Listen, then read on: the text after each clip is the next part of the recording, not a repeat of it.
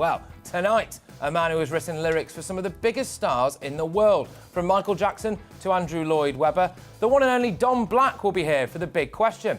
In The Clash, we'll be asking, yep, get this, should we legitimise sex work? And the queen of US showbiz and royal reporting, Kinsey Schofield, will join us to unpack the biggest stories across the pond in uncancelled USA. But first, it's time for the news with the wonderful Karen Roberts.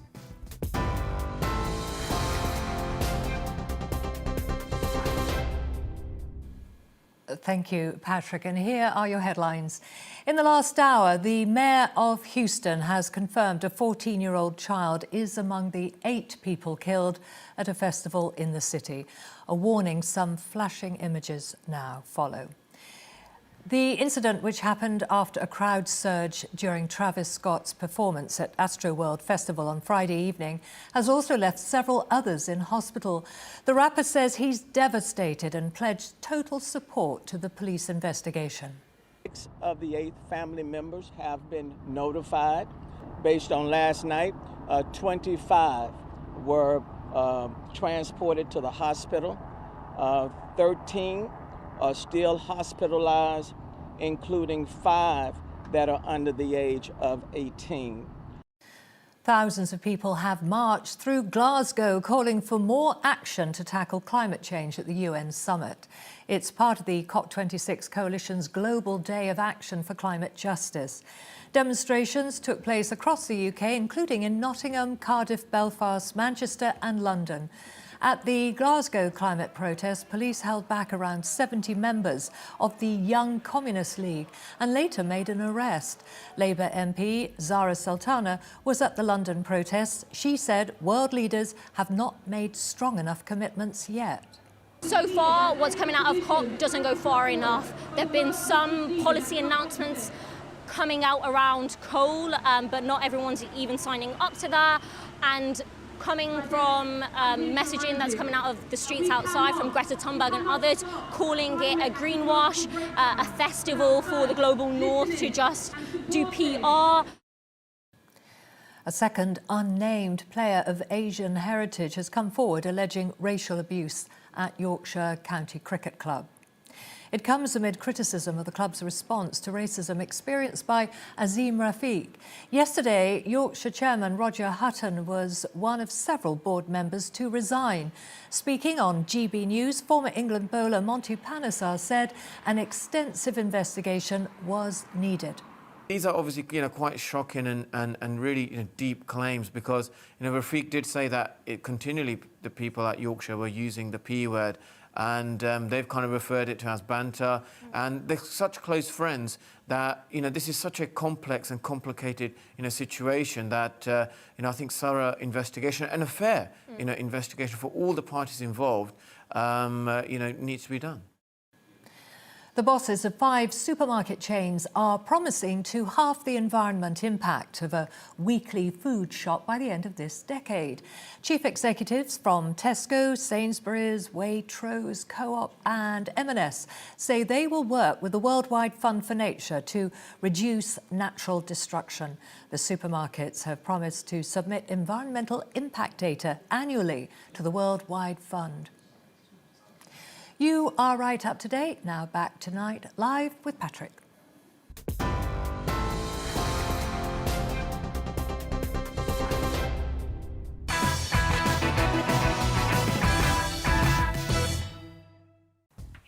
Good evening, everybody. It's Saturday, November the 6th, and you are watching Tonight Live with me, Patrick Christys, in for Mark Dolan. And we have a fabulous show lined up for you this evening. In The Clash, some top UK universities are offering training to students who are involved in sex work, apparently. We ask, should we legitimise this controversial trade? We'll hear arguments on both sides of that, of course we will. Now, my big question guest has written song lyrics for some of the biggest stars in the world, from Michael Jackson to Andrew Lloyd Webber. The legendary Don Black will join me at 10 p.m. So get your questions coming in, people. GBViews at gbnews.uk. The controversy in the Channel as the Home Secretary's plan to turn back migrant boats is not being implemented by our border force for fear that it will lead to the death of more migrants. A record 853 migrants crossed the Channel in one day alone. We'll discuss this with former UKIP leader Henry Bolton. And after 11 p.m, We'll tackle the dark underbelly of the American news agenda with the queen of US showbiz and royal reporting, Kinsey Schofield. Plus, later in the show, is Greta Thunberg a bad influence on children? And will you wear the hottest new accessory, a balaclava, this winter? I was apparently going to wear one tonight, but they said no, it would look far too threatening. It might look like a hostage video. So we thought, no, we'll just scrap it. But anyway, we'll be discussing all of the stories making the headlines and take a look at tomorrow's front pages in our media buzz. And of course, I'll be joined by an absolute rock star of a panel this evening, ladies and gents. It's a great one tonight. Journalist and broadcaster, the lovely Sam Dowler, who's obviously not actually sat on the left, ironically, of this particular sofa this evening. Comedian Abby Roberts with a razor-sharp wit. And the one and only, the broadcaster, the sensation, Mr. Mike Parry. Have a look at that. There we go. But my priority is always, as ever, to get your views on the national television airwaves. So drop me an email now and throughout the show. gbviews@gbnews.uk. Now, the last time I was here, people may remember it was Halloween and I made a catastrophic mistake of slapping some fake blood on my face that took, frankly, days to come off and indeed resulted in quite a horrific rash. Well, we're not going to be doing that this evening, but I do want you to send in some pictures to me. If you've had a bonfire, if you've had some fireworks, if there's toffee apples aplenty, all of that stuff, I want to hear from you. So, gbviews@gbnews.uk. Let's get some of you on the telly, shall we? I love hearing from you. So, a big Saturday night coming up. Shall we get to it then?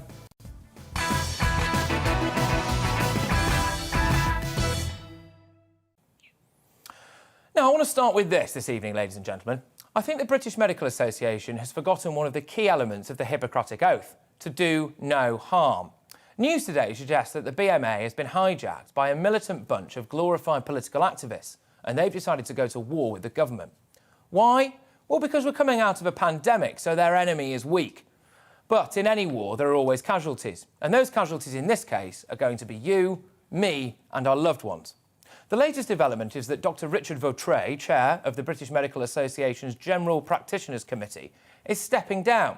Well, in the same way that a disgraced pirate would choose to step off the plank before being jabbed in the back by Blackbeard's sword. Although in this case, Blackbeard is a medically trained trot who wants to topple the government.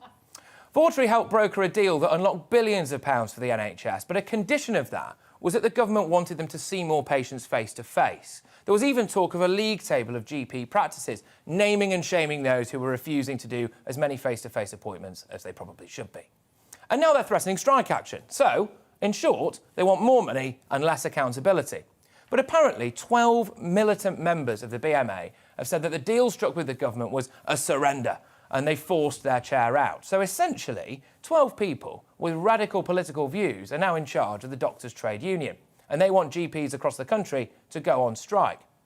The number of face-to-face appointments currently stands at around 60%, which is about 20% lower than pre-pandemic levels. Clinicians were actually surveyed about how good they felt virtual appointments were, and a whopping 93% of them said they felt they were worse for patients and led to vast amounts of misdiagnoses. So, unequivocally, the current setup is bad for patients' health. I think there's a misconception that there's a campaign against GPs as a whole. Well, I don't think there is, but there's massive patient dissatisfaction. How many people in your family have received excellent care at the NHS recently? Now think about how many people have been badly let down by it. How long have people been waiting for a GP appointment, the result of a scan, a biopsy? It shouldn't be like this. It's not good enough. There are cases of people finding it impossible to go and get a face-to-face appointment with their GP. But when they turn up for their COVID jab, there they are, sat there with a needle at the ready. Funny that, isn't it? Could it be because they're being paid per jab, £12.58 per dose, apparently? One GP gave a very vivid account of exactly how deadly the current situation is. He said, "I feel ashamed calling myself a GP. One patient had a melanoma on the back of her neck. She was told over a screen that it was nothing to worry about and prescribed a steroid cream. Now it's metastasised. A lady in her 80s with lower back pain, prescribed paracetamol over the telephone for 6 months. When she came to see me, her spine was full of cancer. A woman with a cough, whose GP would not see her, said it was just a virus. Like a lot of people self-funding, she's now paid for a CT scan and finds out that actually she has cancer deposits in her ribs and sternum and she probably won't be here by Christmas." Someone turned round and said to her, "I'm sorry, you're just a casualty of the COVID era." When you go outside this evening and watch the fireworks, you'll notice that the temperatures have dropped. It's definitely hurtling towards winter, isn't it? And the inevitable annual NHS backlog that causes. Elderly people all over Britain will simply not be able to afford to heat their homes this winter with rising energy bills, so they'll probably get sick. And here we have a cabal of militant medics who are willing to let people die in a bid to either topple the government or line their own pockets, or both. Strike action is usually always about workers' rights. Well, what about patients' rights? The NHS isn't free. We do all pay for it. We clapped for it every week. Would you clap for it now? If the BMA goes to war with the government, they may well win, but they'll lose the war with the public, the war to win our hearts and minds and our trust.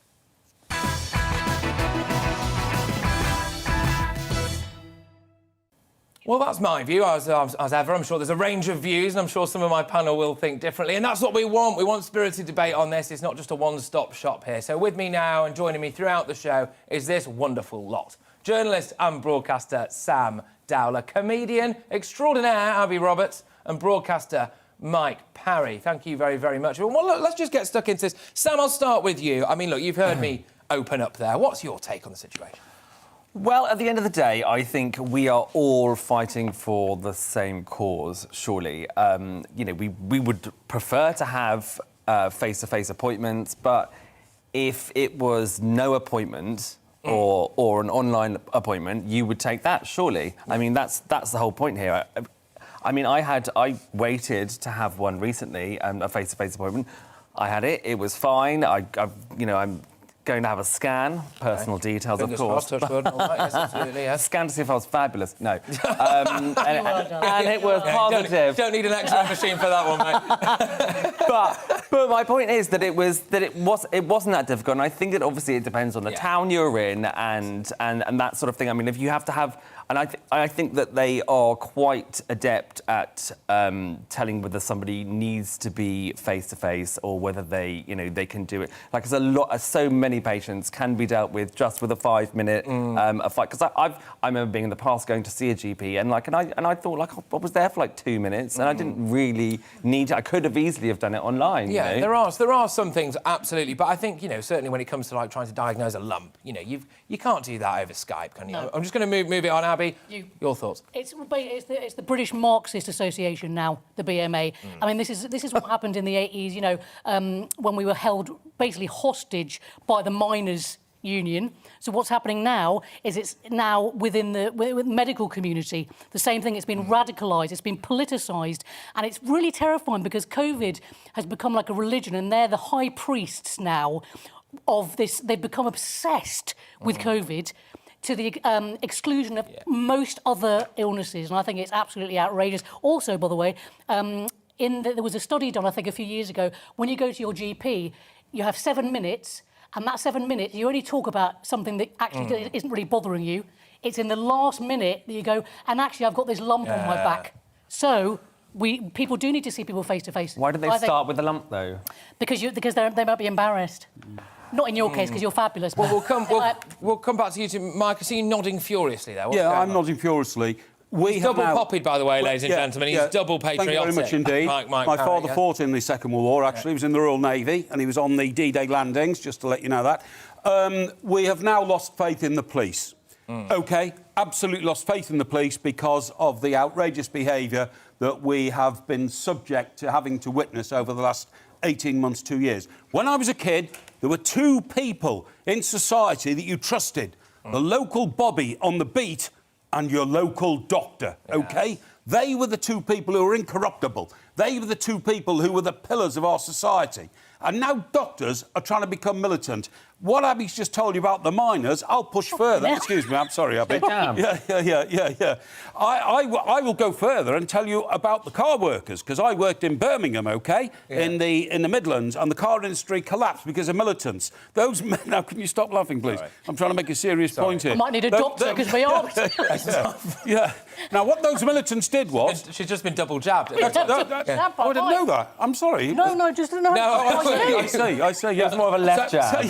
It was all right, actually. I'm a southpaw. But the reason that the motor industry was destroyed and ruined in this country is that small cabals of union members, maybe as few as 12, would make a decision in a locked room which would bring Leyland cars out on strike for weeks on end, Red Robbo and all that. You must remember that, OK? Even if you're not of my age. That destroyed the car industry. Listen to this here. I've worked with this gentleman, Peterborough MP Paul Bristow, member of the Health and Social Care Select Committee. We need moderate voices in the BMA, those who put patients first, those who remember why they went into medicine, and not extremist militants who want to take on the government. OK. The medical profession was not set up to be a militant organisation. No. It was set up to save lives. Yes, it was. But, Sam, is it not a case to say, hang on a minute, our government needs to get a grip of this? Well, I think, bless you, but I think you're crazy talk here. Like, saying crazy talk? saying Crazy about it? saying words like cabal and making out these that GPs That's are what we're militant. doing. Yeah, but you're making out your local GP is a part of some sort of militant not. group. No, I'm and not. That obviously I'm isn't sorry, the case. Sam, I know I you're want to talking. engage I know with you're you talking about the BMA. I know you're talking about the BMA. I want to yes. engage with you there because I go to a surgery in Surrey. I'm not going to tell anybody where it is because it works brilliantly efficiently. And I had a telephone consultation. He said, come in and do it. They're very good. All I see in the doctors I deal with are caring GPs who are now being bullied. And the guy who's gone out, Dr. Richard Vautry, OK, has been forced out by militants, and it's a disgrace. All right, well, look, so I'll just return to that point. You know, it's all very well and good here sitting down and me having a pop at the BMA and militant wings, this, that and the other. Our government's got to front up to this. Isn't it time that they got a grip of this? Absolutely. Yeah, well, absolutely. I completely agree. I mean, the NHS obviously needs more money, and GPs need more money as well. I mean, they don't obviously personally need more money, but they need what they need is more time. And as I said, I went to my local GP recently, and it was like a bare bones, operation. There was hardly anybody there. I still had to wait 20 minutes, even though I was there on time, of course. Well. But at the end of the day, there is something amiss, and so I think the government does need to deal with it. And we shouldn't even be talking about this. This should work. This should work like clockwork, really. And also, it's like the NHS needs to be dismantled for a start. It does. I'll just put that out there. It does. But also, Got in strong tonight, ladies and gentlemen. Also, when people, it will be off tonight. So we have no NHS. That's what you do. No, we need to look at other models. But Get the to be honest, businessman but also the Dyson. other thing that really annoys me is when people go, "Oh, it's so wonderful. I had a great experience with the National Health Service." It's like that's their job. That's their job is literally to, if you're feeling unwell, is to treat you. It's like going to a bank and being surprised there's money in it. Yeah. I mean, it's sort of going to the hairdresser and going, "Are you actually going to cut my hair?" Yes, because we're a hairdresser. But you won't get customer service at the bank, that's for sure. Yes, exactly. Not where I bank. Abby, the annual average... what is it? Yeah, the annual average salary now of a GP. Oh, what is 150. £100,000. That's the average salary. Nice work, if you get it. When was the last time It's also a the bunch most of people... stressful job of all of the jobs. Well, then don't become a doctor then. £100,000. Why would you go on strike if you earn £100,000 unless you had a political motive? We need Margaret Thatcher. We need someone like Margaret Thatcher. You're making out that all GPs all have the same political bent, and they don't. OK, just very quickly, because I think we've got about 30 seconds, Mike. Are we witnessing a bit of a change of the guard from that moment that you said there, where GPs would be on reproach, to now the public actually saying, hang on a minute, do you not work for us? I think most sensible British people know that their local GP is still a good person, a good woman or a good man doing their job. But the militants behind them are bullying and trying to push them into aggressive action to try and bring down a government that they politically don't like. It's a disgrace. All right, well, look, what a rip-roaring start to this show. You should expect nothing less here on Tonight Live, ladies and gentlemen, and we'll be returning to this absolute rock star panel, as you've just had enough of a glimpse off there to start us going throughout the show, what's not to love. But coming up, are the Border Force going against the Home Secretary's plan to turn back boats? It certainly looks that way. A record 850 people crossed the Channel in one day. We're going to be discussing this with former UKIP leader Henry Bolton very, very shortly, and in the clash. Some top UK universities are actually, get this, ladies and gents, offering training to students who are involved in sex work. We ask, should we legitimise this controversial trade? You're watching GB News live across the UK and the world on our digital stream. GB News is Britain's news channel. We are the UK's home of discussion and debate from all perspectives. We are here for you. Don't forget to join our YouTube community by clicking on that subscribe button. And if you want the GB News app, you can click and catch up on programmes anytime. We love to hear from you, so email us. gbviews@gbnews.uk. Thanks for being part of the GB News family. name is Andrew Doyle. Join me every Sunday evening at 7 p.m. for Free Speech Nation. This is a show where we address current affairs and news stories of the week with the help of two wonderful comedian panellists. I brought in comics because I want to give it a lighter edge, and also they work for less. See you there.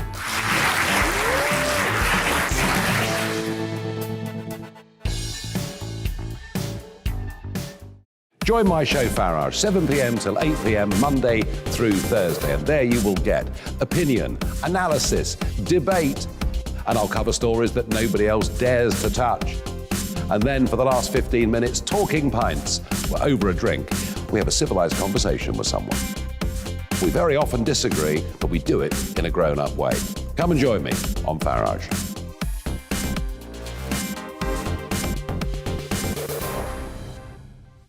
I'm Colin Brazier. I've reported from more than 70 countries around the world, covered wars from Afghanistan to Iraq, from Lebanon to the Balkans. I'm trying to bring that experience, that feel for events, to the studio. And something else, I'm ready to give an opinion. Today's stories with a spark. Brazier from 8 p.m. weekdays on GB News.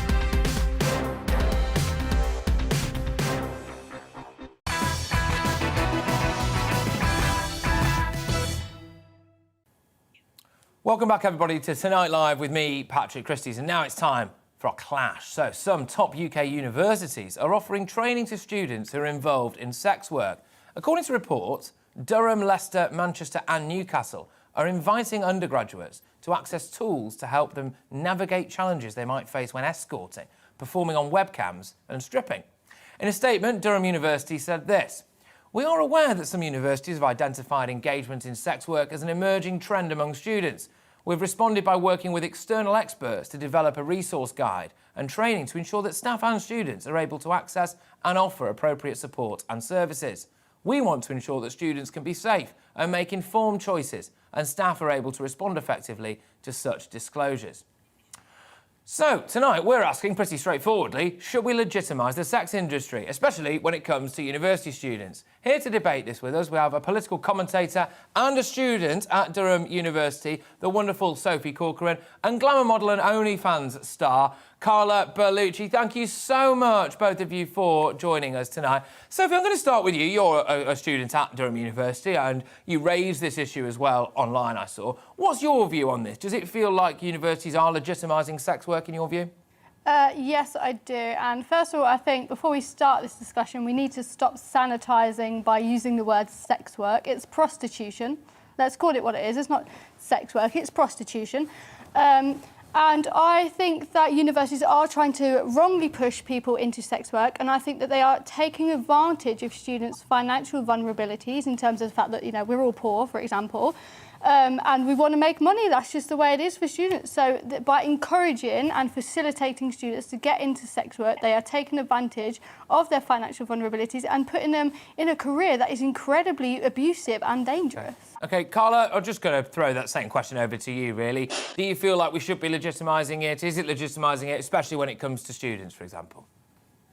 But are they pushing people to do it, or are they advising people to be safe? It's a big difference. Because you guys can anyone can make their own decision on what they're going to do. For example, I'm an OnlyFans model, and let me take that away, I'm not a prostitute.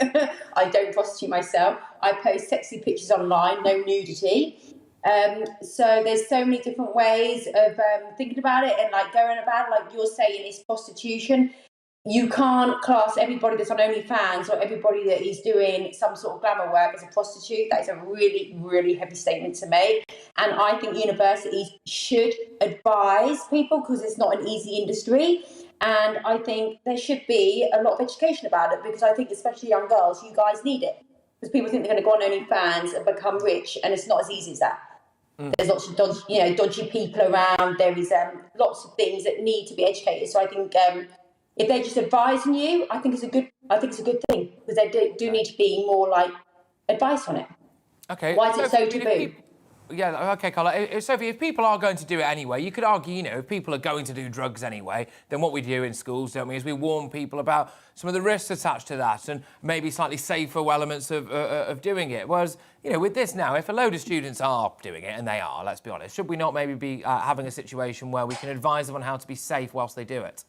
Yeah, I think that we should be advising students how to navigate the world of sex work, and by advising, I mean how to get out of it. We talk about being progressive. Well, in my opinion, the only way of being progressive in this whole situation isn't bringing women into sex work, it's getting them out of it, getting them away from it, stop encouraging them to be exploited for their bodies in a very, very dangerous career. And I think we're really treading a fine line here between sort of destigmatisation in terms of people going for advice and support and glorification. And I think we've actually gone to the glorification side. It's things that, you know, this is going to be a controversial, but because of my own life experience, is something that is also happening with mental health at the same time. It's the same thing, you know, we want to destigmatise it, but we've crossed that line for, you know, removing the barriers of people coming to help. It's now in a way of glorifying these careers that really should not be glorified. OK, I suppose, Carla, just to throw back to you, some people would say if you remove the element of it being a taboo industry to go into, then in a sense, I suppose, you are normalising it, and in a sense, maybe that encourages more, mostly women, I suppose, to get into it. What do you think? But I think it's each to their own, you know, it's always around us, you know, sex, you know, sex sells, you know, music videos, all sorts of stuff. It's around us all the time. And if somebody chooses to go into that line of work, why shouldn't they? Like for me, my job, I love my job. I love what I do. You know, I don't prostitute myself. I can honestly say, and I know I can't speak for everybody, but I've not had any negativity in the industry. It's been very positive. It's been life-changing for me. And I just think as long as you're safe and you've got the right guidance, obviously, like you said, two different things, prostitution and, you know, certain sex work, it's different. You know, some people work in porn, which isn't what I'm about, but respect to the people that are, but they are in a safe environment. Not everybody is in a really dodgy environment. You know, it can be a safe industry, and I think that's why they do need to be the guidance. I don't see a big deal because, like you said, so many young girls are doing it, and not everybody's forced to do it. It's a choice. No, you know, not everybody's forced. I think you've identified a really interesting point there, Carla, just sticking with you on this for now. The difference between potentially something like what you do regarding OnlyFans or sexy pictures, etc., and escorting work and the more physical element, shall we say, of that industry. And look, I know that there are a lot of people who are at university now who, yes, I'm sure are on OnlyFans and do webcam work and things like that, but there are also a lot who are escorting as well, actually physically escorting. And I think that's maybe more of the centre of our discussion at the moment, which is that actually, should universities be kind of, in a way, offering guidance on that, as it were, and talking about that, as opposed to coming down on it and saying, don't do it, girls, you know? But if that's what their life choice is and they're safe about it, why shouldn't they do it? I don't, you know, like I said, it's not something I would do or want to do. But if somebody chooses to do it, and as long as they're in a safe environment, why should they be talked out of it? If it's a choice, you know, they're 18 plus, it's what they want to do. They're going to do it anyway, so they just need the right advice. All right, Carla. So, Sophie, I suppose one of the elements of it is it consensual, right? Does any woman feel through their own 100% consent and not through some pressure they're being put on in their life circumstances, some pressure they're being put on financially, to actually get into the more physical elements of sex work? Is it a free choice, in your opinion? I think this is my main concern with the whole doing it at universities, because we are in a really vulnerable position financially. It's the first time that we've ever moved away from our homes. We're having to buy everything ourselves. Most of us are on student loans that don't even cover half of our rent. And we want to make money. Like, that is just a reality. And when they're presenting this as a viable option, you know, people are going to take it, but are they taking it for the right reasons? And is that preying on students' vulnerability? Yes, it absolutely isn't. And I think there are some things, you know, you say it's their choice, but dealing drugs is a choice. It doesn't mean that we should encourage it. And I think there's some things that should always remain stigmatised in society for good reason, and sex work is absolutely one of them. What do you think about the kind of work that Carla does?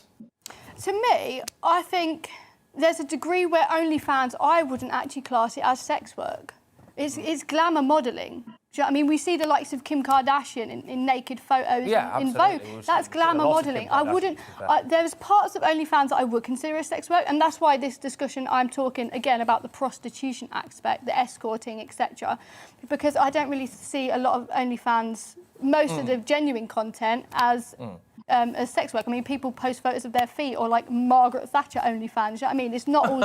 It's not all. That's a good idea for me. It's not all. It's not all sex work. So I don't think we can use the OnlyFans as an example. This is about the prostitution, the escorting, which is going to be encouraged in university towns where there's lots of clubs and lots of places, especially in places like mine, like Newcastle. Yeah, and lots of and a never-ending cycle of demand as well. Carla, is there a safe way to be an escort?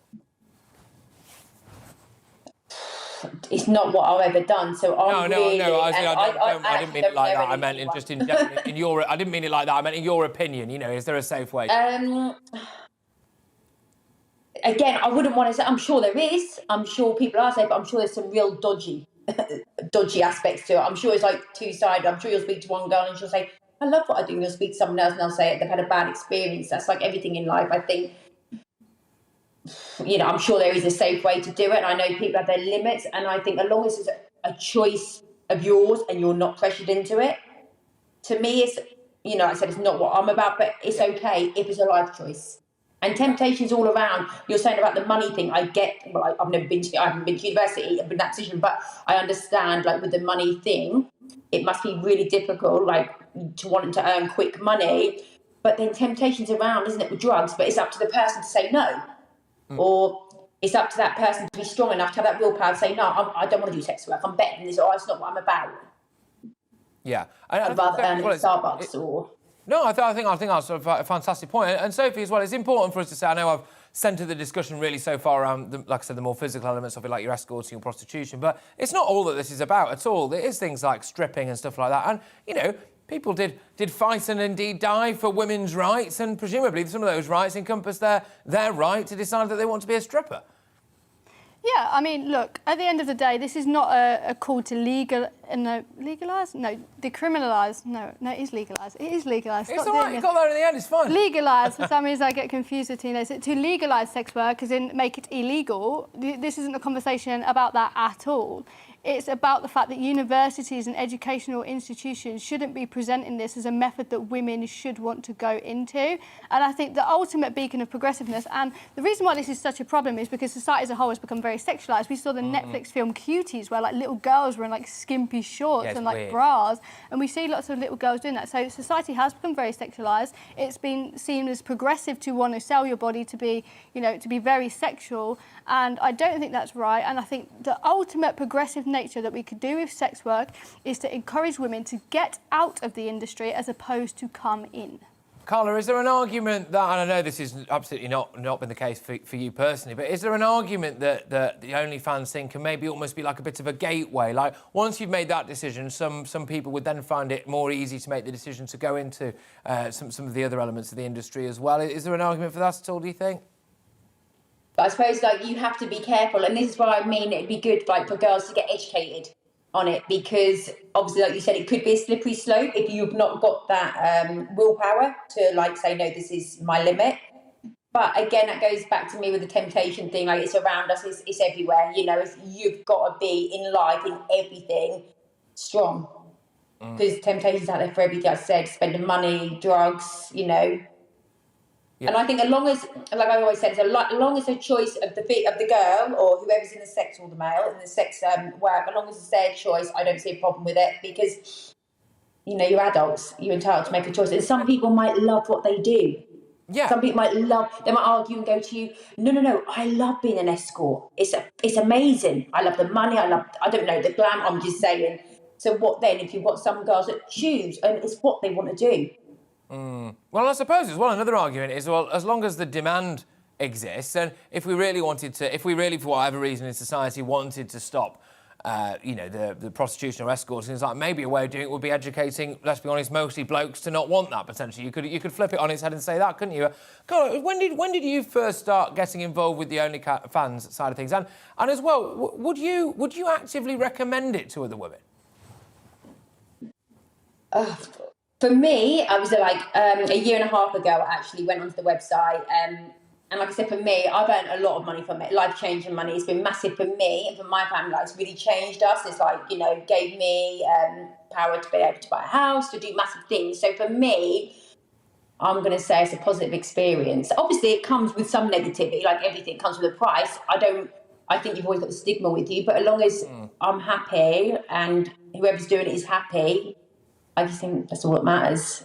I suppose there's that element as well, isn't there? Sophie, can you just outline to me a bit about maybe some of the specifics about what the university are doing? Because I know that you noticed this at your university, for example. So what was the actual process like for you? Did you see a poster about this one day? Were they advertising classes? Just talk me through that. So every single week, I think it's every week at Durham, we get an email from our Durham Students' Union. And they sort of tell us, you know, what's going on. So we have, you know, the NUS elections coming off.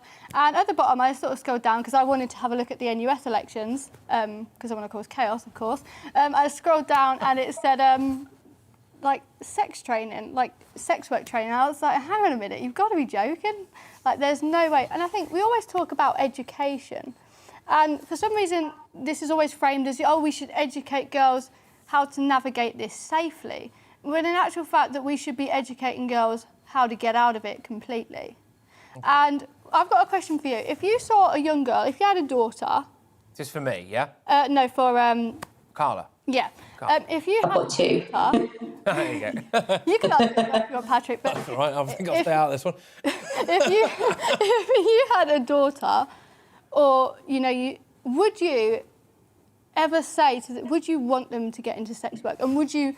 would you want them to have that choice? No, I wouldn't want them to go down that line. But if they did, I'd want them to be educated about it and get as much advice there is out there. It's not what I would want them to do. I would be advising them not to be a sex worker because it's just not what I'd want my daughters to be doing. But like I said, as long as their advice, there's only so much you can do to stop, isn't it? All we can do as parents is advise. But the question is then, if you don't think this career is in any way suitable for a child that you call your own, that you would love, what makes it different for any other young woman in the country? Whatever their background, but it's up to them. It's a life choice. That's what I'm saying. It shouldn't even be a picture in their life. They should just get out.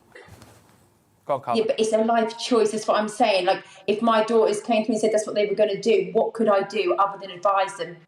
And give them the best advice that I possibly could. It's that flip side of living in a free society, isn't it? That sometimes you have to take it on the chin when someone makes a decision that you don't yourself necessarily personally agree with, if it is their own free will. But look, can I just say what a fantastic clash this has been, and thank you both of you very much. I'm sure that everyone watching this, I've certainly learned, you know, different angles to this particular story than I'd thought about before, and I'm sure everyone at home will have done as well. So thank you so much. It's obviously their political commentator and student at university, Sophie Corcoran, who's not the particular lady on the screen at the moment there, that's fair to say, and OnlyFans star Carla Bellucci, who was that lovely lady on the screen that you just saw there. Thank you very much, both of you, for joining us. That was our clash, and what a fantastic clash it was indeed. It's a really interesting topic there. What are your views on this? GB views at gbnews.uk. And also, we saw some fireworks from our fantastic panel before. I want to see some of your fireworks from this evening. If you've been out at a bonfire, or yesterday as well, we'll take all comers. If you've been out at a bonfire, if you've been out with the kids, if you've been out doing whatever, we want to see your lovely pictures. So GBviews at gbnews.uk. You guys can go out and about this evening, stand by a bonfire, watch the fireworks and eat a toffee apple. And I'm stuck here talking to you. No, I love it. I'm only joking. Well, look, coming up, a record 853 migrants have crossed the channel in one day alone. We're going to discuss this with former UKIP leader Henry Bolton. And there's still time for you to make your voice heard in tonight's Big Question with lyrical genius Don Black. That's at 10 p.m. Send us your questions via email to gbviews at gbnews.uk. You can, of course, tweet us as well. The handle there is at gbnews. Facebook your questions as well by searching for GB News. And, of course, as well, if you really want to, you could always send a homing pigeon. Stay tuned, everybody. We'll be back shortly.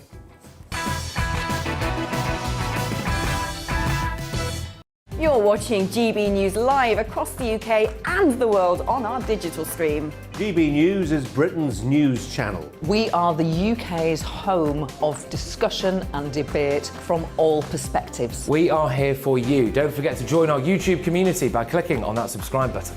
And if you want the GB News app, you can click and catch up on programmes anytime. We love to hear from you, so email us. gbviews@gbnews.uk. Thanks for being part of the GB News family. My name is Andrew Doyle. Join me every Sunday evening at 7 p.m. for Free Speech Nation. This is a show where we address current affairs and news stories of the week with the help of two wonderful comedian panellists. I brought in comics because I want to give it a lighter edge, and also they work for less. See you there.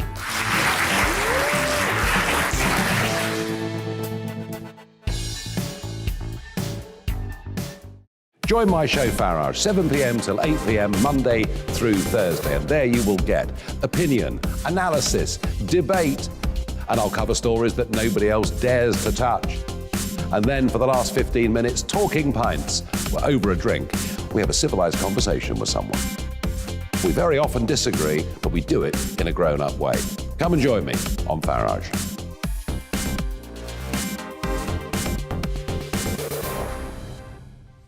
I'm Colin Brazier. I've reported from more than 70 countries around the world, covered wars from Afghanistan to Iraq, from Lebanon to the Balkans. I'm trying to bring that experience, that feel for events, to the studio. And something else. I'm ready to give an opinion. Today's stories with a spark. Brazier from 8 p.m. weekdays on GB News.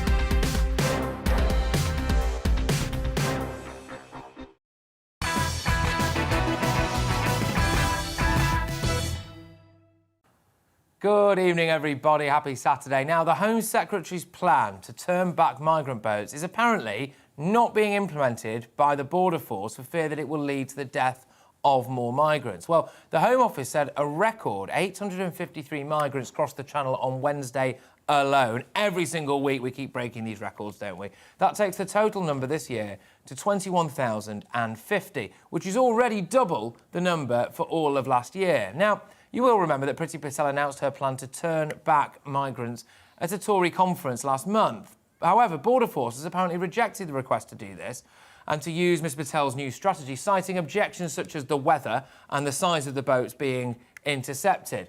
Well, joining me now to discuss this is former UKIP leader Henry Bolton. Henry, good evening to you. Thank you very much for joining us this fine evening, Patrick. So the Border Force, it appears anyway, is essentially going against the advice or the demands, really, of our Home Secretary. I mean, is that legal? Where do you stand on that? Yeah, it's entirely legal. The problem that Border Force have got is that the Home Secretary's plan is utterly unworkable. I mean, it's nice. I mean, you know, of course, we'd all like to see these dinghies being turned back mid-channel.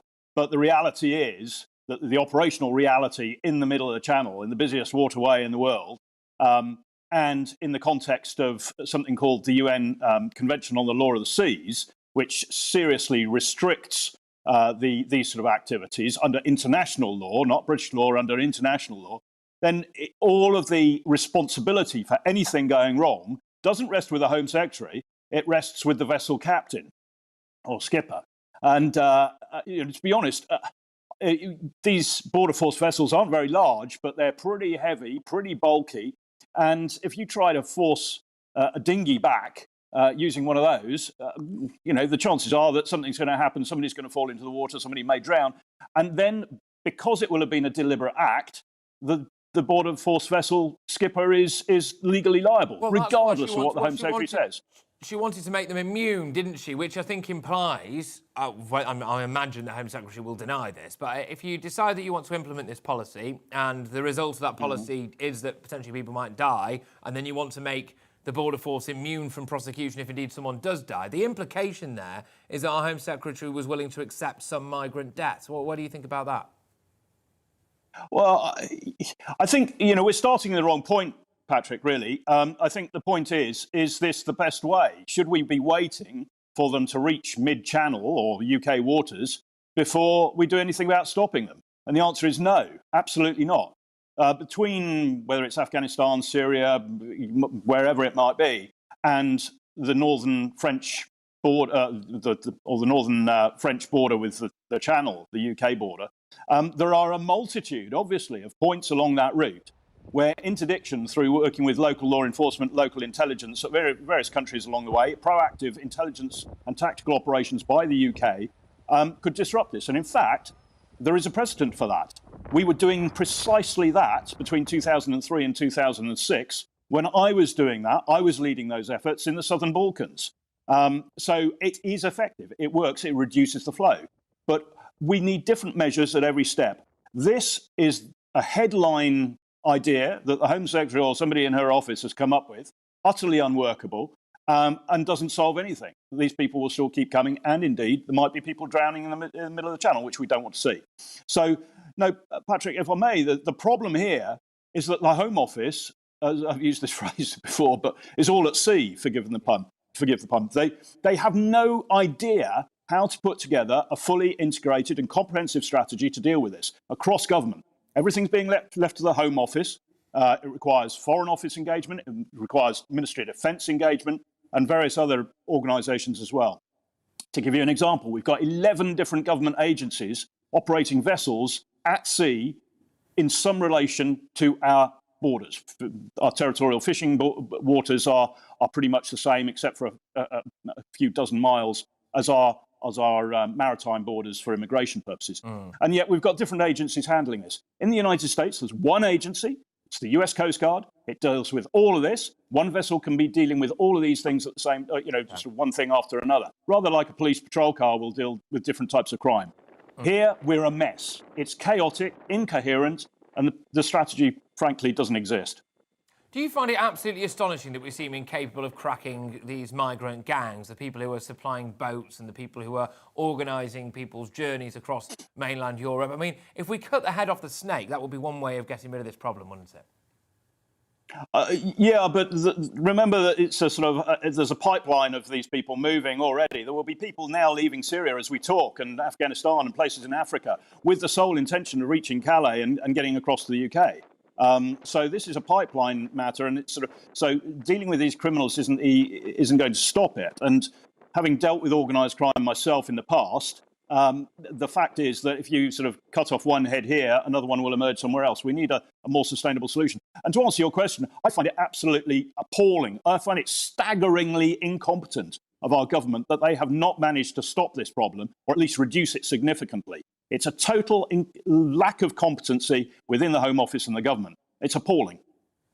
Well, I think it is. Look, as long as our border force decides that it doesn't want to implement Priti Patel's policy, basically, she needs a new policy, doesn't she?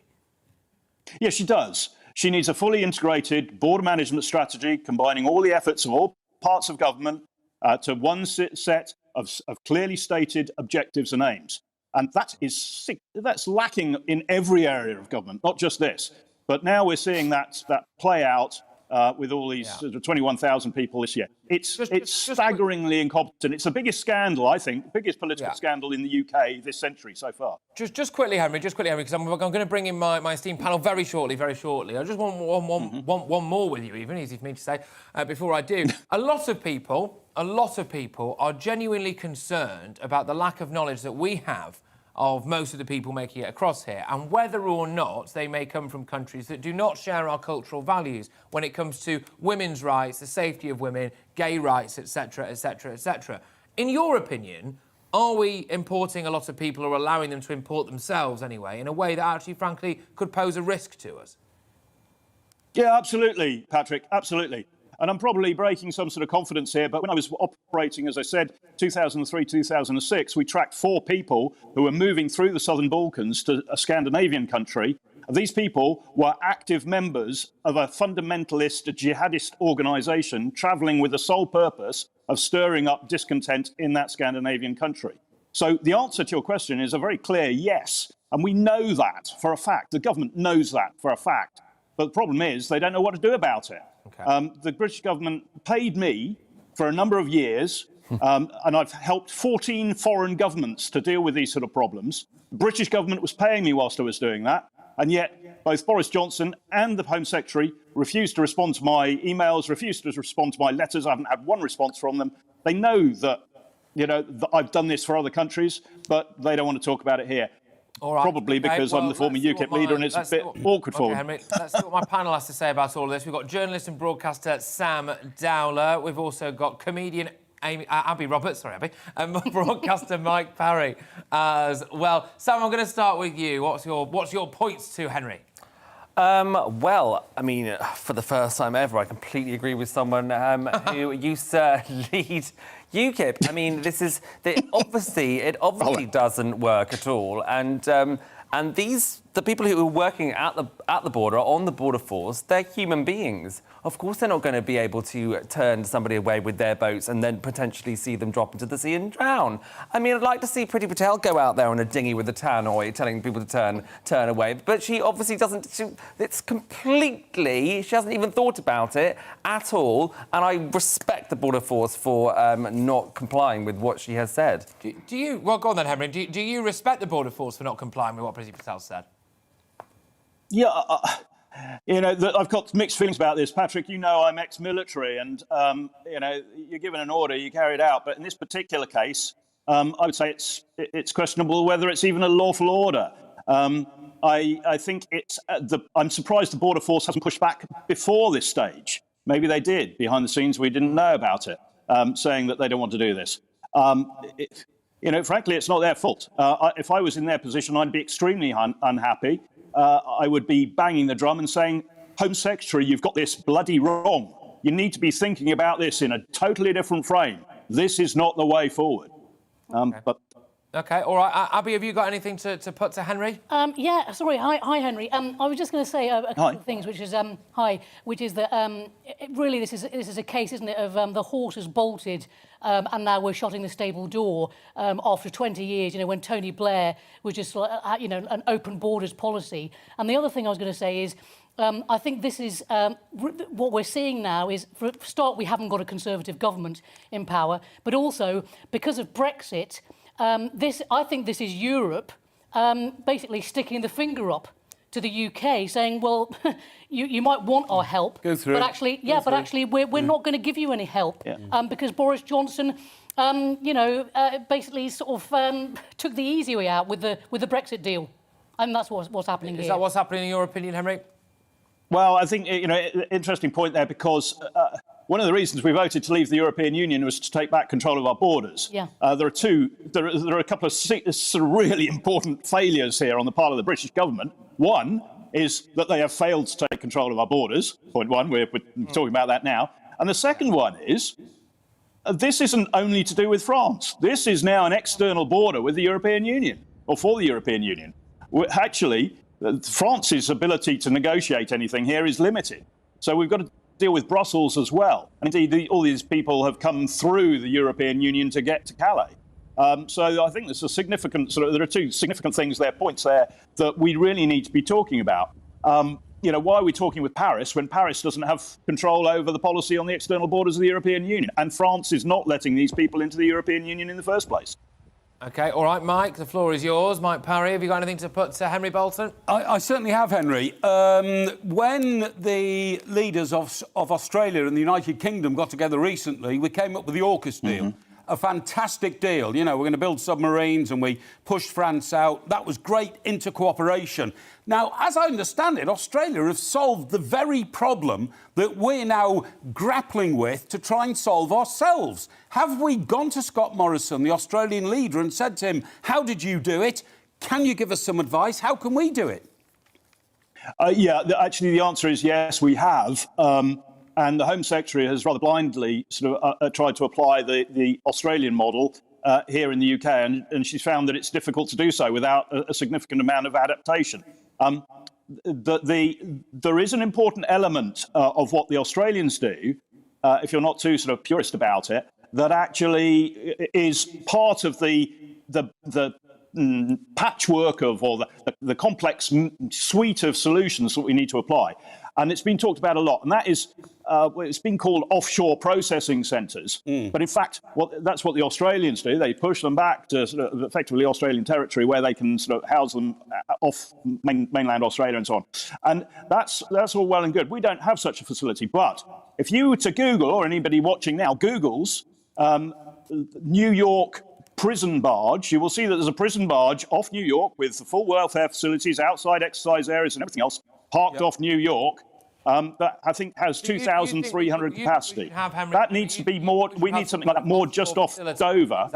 Is that what you're saying? You'd like to have an offshore facility, you know, I don't know, whatever you'd call it, you know, the migrant ship or whatever, something like that, and that's in the Channel permanently, and we hold them there, do we? Well, we process it as an initial screening facility. I mean, we've all travelled through the airports, and we all know, and I've said this on GBNews before, but we all know that if you land at Gatwick Airport and your papers aren't in order, you've landed in the UK, you're on UK soil, you're well away from the external borders of the UK in terms of the sort of the boundaries of the UK, but you haven't transited immigration controls, and you are not deemed to have entered the UK until you've transited those immigration controls. Now, why don't we have that same facilitation in law at our maritime borders? It's a very good question. We don't have it. And if your papers aren't in order when you arrive at the airport, you might be brought through, but then the UK is taking responsibility for you. Or you might be held at an airside facility to be screened and assessed and so on. Now, we should have that same thing on our maritime borders. So but then you've got to establish immigration controls at the point where these people land. And indeed, on that, a few years ago, the Italians had a major problem with Albanian migrants travelling across the Adriatic in dinghies. They had a very similar problem there. And these people were landing all along the shoreline. How do you deal with that? They don't land at immigration controls. What you do is you create a legal facility, in that case Italian law, to make mobile shore patrols and mobile immigration controls. I'm sorry, Henry, I've got another point here. And I've got a brilliant idea, and I want to hear your reaction, please. I spent a lot of time in New York and Washington, where I worked and lived for 4 years.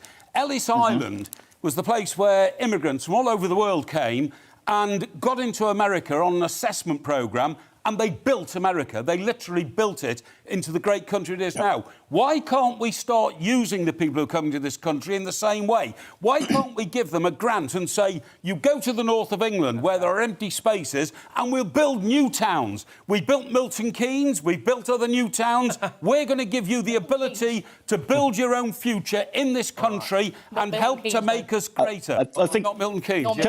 Can I answer that, Patrick? About 30 seconds on this one, OK? OK. I think that was a provocative question. No, it's not. The fact of the matter is that you've got a government that's cutting back on policing, 20,000 more police officers, but they're not reopening the 600 police stations they closed, for example. They're not putting anything more into local government. And what you're saying is we build all over the countryside, we get rid of this green and pleasant land, we haven't got the infrastructural systems to support them, and we don't know who they are. We don't know who they are. They've got to be properly assessed, vetted, and so on before they're allowed into the country. And that requires something I've got to cut. I'm afraid waterside of immigration controls. I'm getting shouted at massively and aggressively. Henry Bolton, former UKIP leader there. Thank you very much. I did really enjoy that. And thank you as well, of course, to my absolute superstar panel who'll be hearing more of throughout the show. Stay tuned, everybody.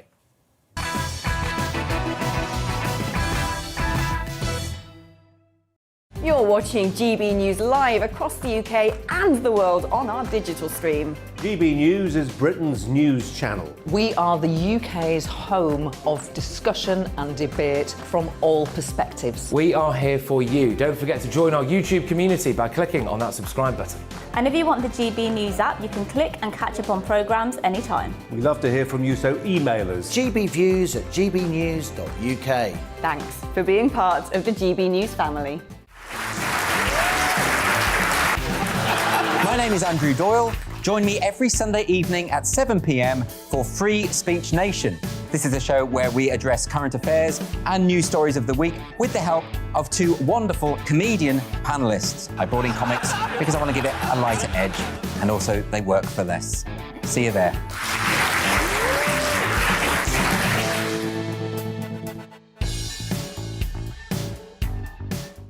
Join my show Farage, 7 p.m. till 8 p.m. Monday through Thursday, and there you will get opinion, analysis, debate, and I'll cover stories that nobody else dares to touch. And then for the last 15 minutes, talking pints. We're over a drink. We have a civilised conversation with someone. We very often disagree, but we do it in a grown-up way. Come and join me on Farage.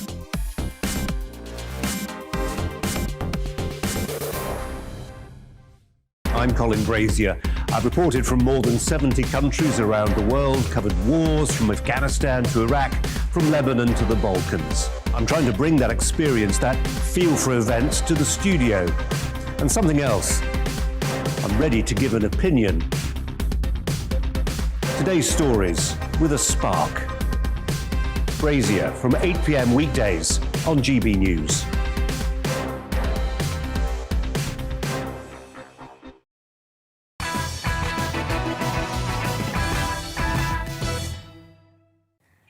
Good evening, everybody. You're watching Tonight Live with me, Patrick Christys, and coming up in just a few minutes, we have the man who wrote not one, but 5 James Bond songs, along with many, many more. It's lyrical genius Don Black, and he'll be here for the big question. There's still time for you to send your questions in, of course. Indeed, loads of you have, so thank you very much to everyone who's got involved so far. gbviews@gbnews.uk. You can, of course, also tweet us at GBNews or find us on Facebook and whiz it over there. But first, it's now time for the news with the one and only Karen Roberts.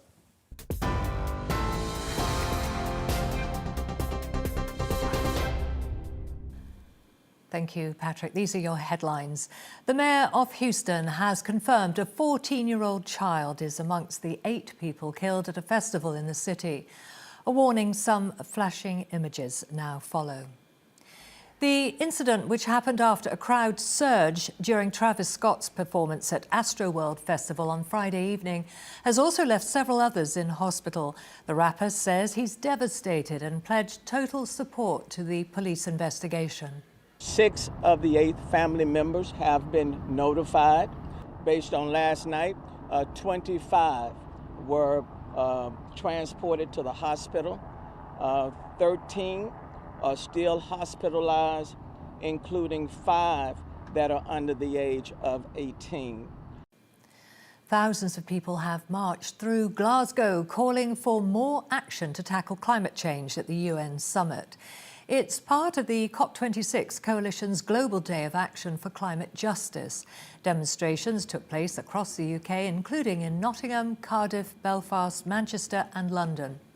At the Glasgow climate protest, police held back around 70 members of the Young Communist League and later made an arrest. Labour MP Zara Sultana was at the London protest. She said world leaders have not made strong enough commitments yet.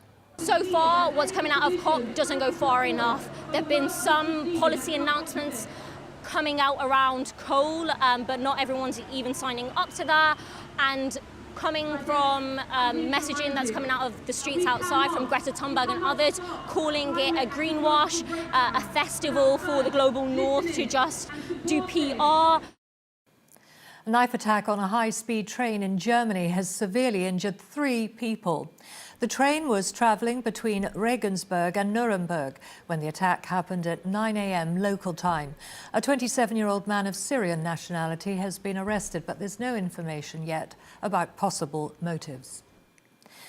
People will be able to book their COVID-19 booster jabs 5 months after their second dose from Monday. Currently, boosters can only be booked after 6 months, but the booking system is changing next week to speed up the rollout of the jabs ahead of winter. People will still only receive the vaccine 6 months after their second dose. The bosses of 5 supermarket chains are promising to halve the environment impact of a weekly food shop by the end of this decade. Chief executives from Tesco, Sainsbury's, Waitrose, Co-op and M&S say they will work with the Worldwide Fund for Nature to reduce natural destruction. The supermarkets have promised to submit environmental impact data annually to the Worldwide Fund. You're right up to date now. Back to Tonight Live.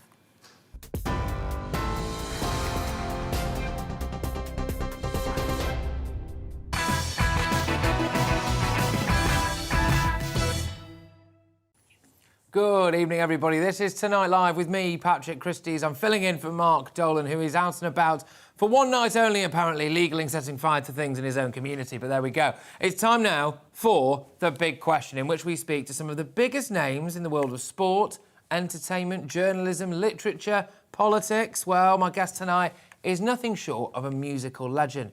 The Oscar-winning lyricist Don Black is responsible for 5 007 classics.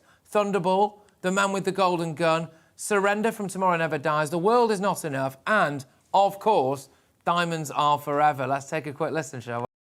Gosh, it's absolutely iconic, isn't it? Well, he's also a lyrical legend in musical theatre, so his work with Andrew Lloyd Webber on Sunset Boulevard, Aspects of Love and Starlight Express has produced some of the genre's most memorable moments. Such is Don's standing in the entertainment world that even Steven Spielberg was reportedly starstruck when he met the legendary songwriter, gasping, "The Don Black," apparently. Well, I'm very pleased to say that we have the Don Black here right now. There he is, Don.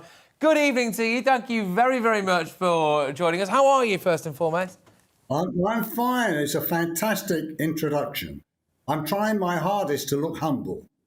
Yeah, well, there you go. Yes, I wanted us to do all sorts. You know, I was going to put a Bond tux on, I was going to have a golden gun, I was going to release a confetti cannon for you, but no, alas, apparently there's some health and safety features around, frankly, all of those things, actually. But I want to start really with let's start with what you regard in what is a long list of very fine achievements as being your greatest ever career achievement. It's a very difficult thing. Staying in the business, I think. It's a very uncertain business, songwriting, and you have to have the right temperament to stay the course. And I've stayed on the horse, so I'm very pleased that I stuck with it, because when you write songs, you have great highs and you have a lot of lows as well. So, I mean, it's probably not the answer you're looking for. I don't know if it's my greatest achievement. I wouldn't single out one song as my greatest achievement. My family has been my greatest achievement, I suppose. And he's a nice guy as well. Look at him. You know, he's not just talented, he's got a heart of gold. But just in terms of the Bond stuff, right, was there a particular... Well, talk to me about how you initially got involved with it, and then what that was like for you, because, I mean, it's incredible. You've had a very long-lasting relationship with the 007 franchise, and the kind of relationship that most songwriters could only dream of. Yes, well, it all began. I had a hit song early in my career, Matt Monroe singing Walk Away, and it was John Barry's favourite song at that time. John Barry wrote the music, and he asked me if I'd like to have a go at Thunderball. And that's how I started with Thunderball. And then I got to know the Broccoli family, and John Barry was my closest collaborator. And so I've written over 100 songs with John Barry. Wow. So it was my connection with John that one song led to the other. I mean, I must say that of all the stuff I've done in my career, it's the Bond stuff that is the most quoted. Yes. Well, yes. I think you can. I think you can almost can understand why, really. I've just got to ask you, just while we're on the Bond thing for now, a bit of a cheeky question. Who do you think the next James Bond should be? Well, I have been approached. Well, there we got some competition, because so have I. Yeah, go on. Who do you think it should be? I have no idea, really, because I don't think they know. It's too early. We're talking 4 years away or something. So, I don't know. But I'll put your name forward, Patrick. Well, thank you very much. And if I had an agent, they'd be working very hard on it. So I'm sure that would be the case. But I just want to know really where you get all your inspiration from. It may shock you, Don, to know that I have absolutely no musical talent whatsoever. So for me, the idea of being able to write a song and the genesis of how that song starts, the whole process of it, can you just try to explain it to an idiot like me, please? Well, it's really indefinable how you write a song. I mean, with me, I walk around a park, I sit in the kitchen with a cup of tea, and somehow or other, something comes up. I need the music because I write the words only. So when I have a tune, I'm looking to find something that really sings. Singability is one of the main things. and to try and say something fresh about the human condition. I mean, there are many songs that that say, "Please don't leave me," or "I'll always love you," and really, you're trying to say all that in a different way, and it's very difficult. There are only a few rhymes with the word love, and glove, shove, and all that. So it is not as easy as it sounds. It doesn't sound particularly easy to me. I've got to be honest with you about that. But yeah, I think it's absolutely fascinating. Do you always know when you've written an absolute banger? No, I know when I'm satisfied with a song, and I think, oh well, I couldn't improve that. But then you need luck. Luck is very important. A lot of my songs came about with luck in mind, because when I wrote Born Free, the producer didn't like it. He didn't like the music or the lyric, but it went in and it went on to win an Oscar. And the producer of Diamonds Are Forever, Harry Saltzman, didn't like that. But it went ahead and was very successful. That happens a lot. So luck plays a big part. But I think the main thing is my love. Going back to your first question about what is my achievement, it's my love of great songs. I can listen to Cole Porter and Irving Berlin from that period all night and still get goosebumps from these old songs that were so beautifully crafted. However, I also get a great deal of satisfaction listening to Dua Lipa or Bruno Mars or Ed Sheeran. So my sons make sure that I'm up to date.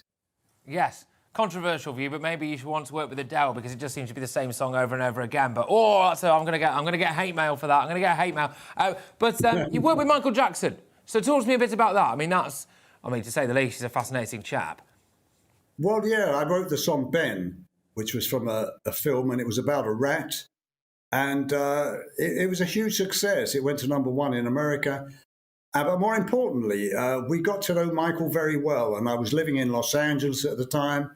And he would play pool with my sons, Grant and Clive. And we were great friends for many years. And of course, he was 14 at the time. So he was very innocent. It was before all the madness came into his life.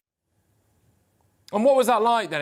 14-year-old Michael Jackson, obviously, we can't skirt around the issue. There's been a fair bit reported about him and his unique life, I think it's fair to say, in his later years. We don't need to dwell on that. But, in the early years there, Michael Jackson before the madness, I mean, what was it like? What was he like as a person? Well, you wouldn't believe how innocent he was, and he liked talking about songs. His favourite song was, he liked all Matt Monroe songs for a start, but he loved the songs from Hans Christian Andersen, Inchworm, Measuring the Marigold. He would sing that around the pool table.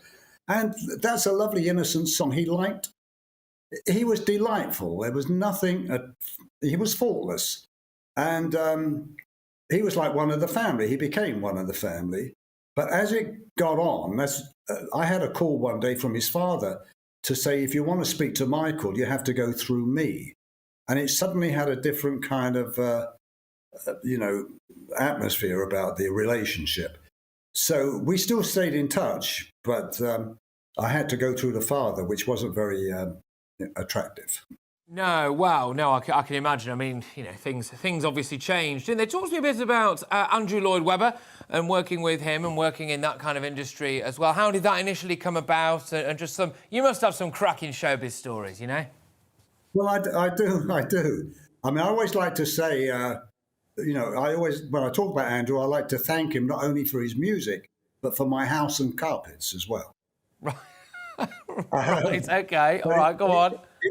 It came about because I wrote a show in London called Bar Mitzvah Boy, and he saw it, but a couple of people loved it. Very important people loved it. A man called Hal Prince, who was responsible for Fiddler on the Roof and so many other things, and a man called Michael Bennett, who did a chorus line.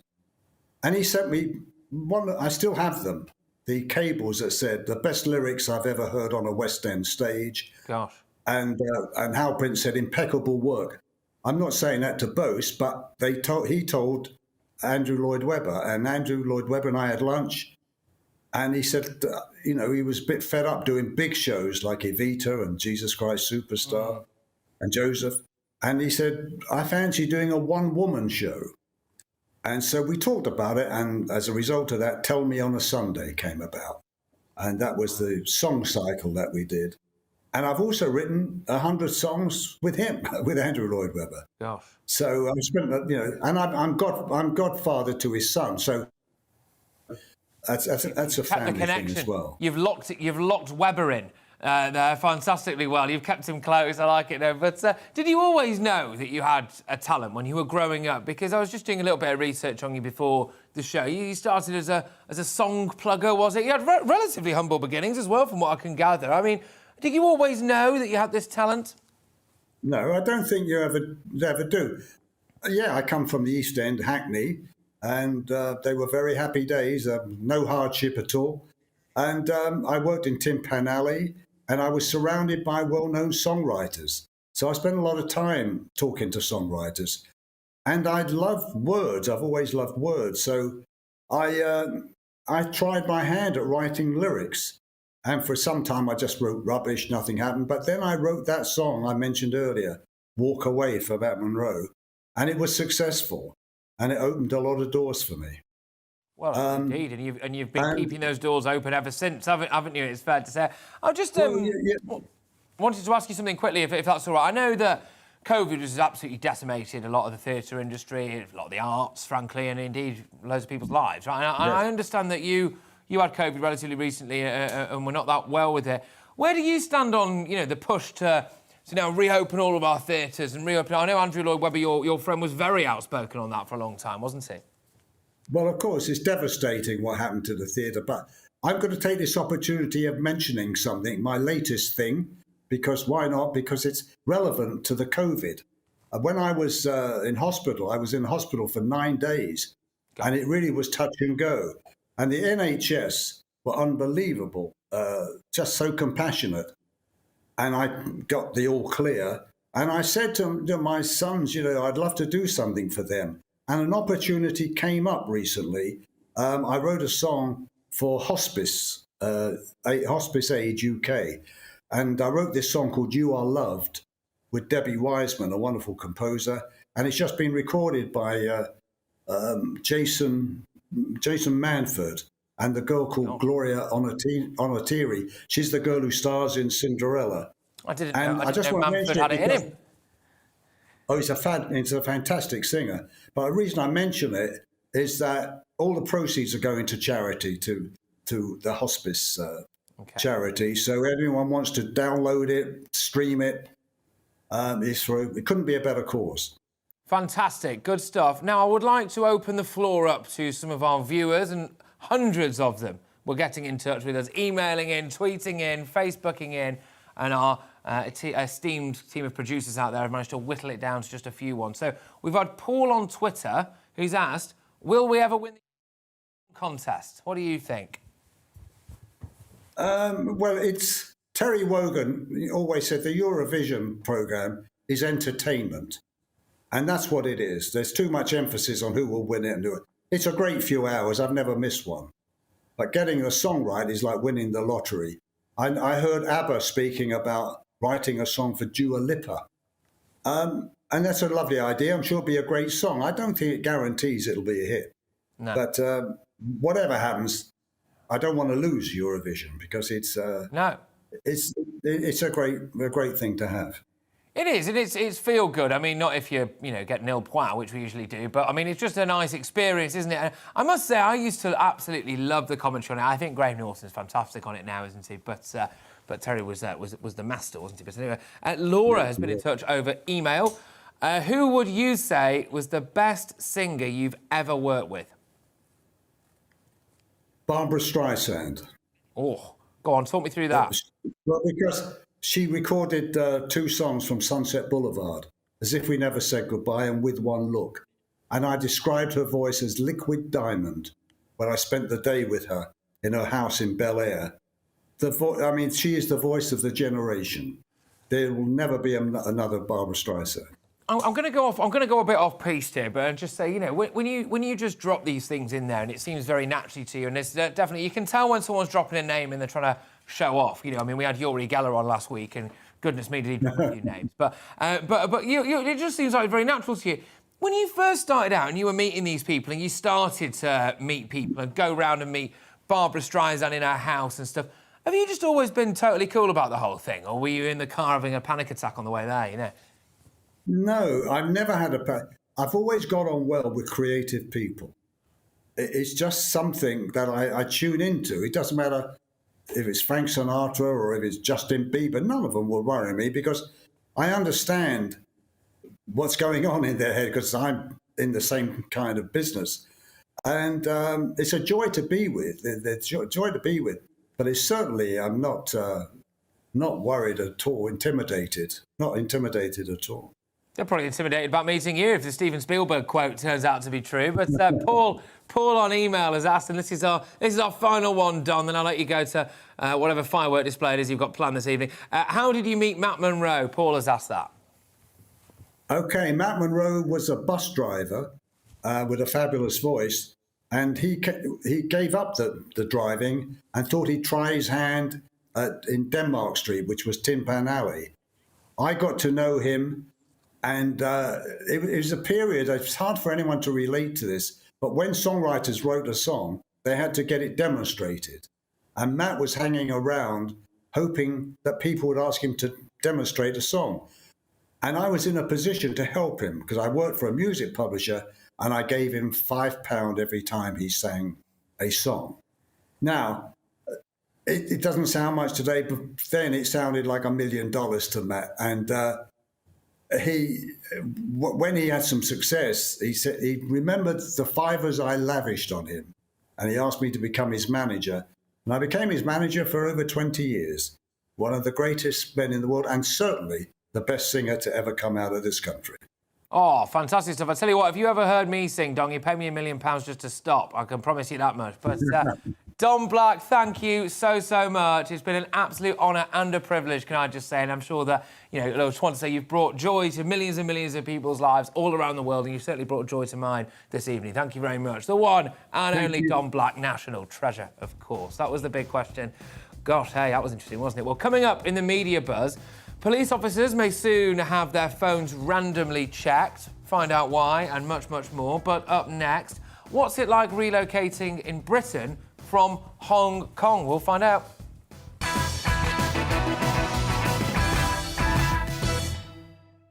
You're watching GB News live across the UK and the world on our digital stream. GB News is Britain's news channel. We are the UK's home of discussion and debate from all perspectives. We are here for you. Don't forget to join our YouTube community by clicking on that subscribe button. And if you want the GB News app, you can click and catch up on programmes anytime. We love to hear from you, so email us. gbviews@gbnews.uk. Thanks for being part of the GB News family. My name is Andrew Doyle. Join me every Sunday evening at 7 p.m. for Free Speech Nation. This is a show where we address current affairs and news stories of the week with the help of two wonderful comedian panellists. I brought in comics because I want to give it a lighter edge, and also they work for less. See you there.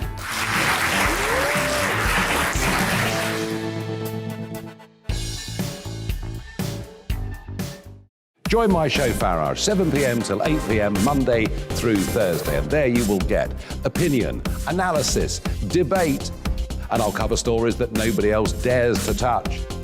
And then for the last 15 minutes, talking pints. We're over a drink. We have a civilised conversation with someone. We very often disagree, but we do it in a grown-up way. Come and join me on Farage.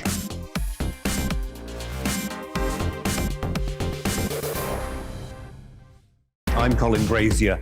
I've reported from more than 70 countries around the world, covered wars from Afghanistan to Iraq, from Lebanon to the Balkans. I'm trying to bring that experience, that feel for events, to the studio. And something else. I'm ready to give an opinion. Today's stories with a spark. Brazier from 8 p.m. weekdays on GB News.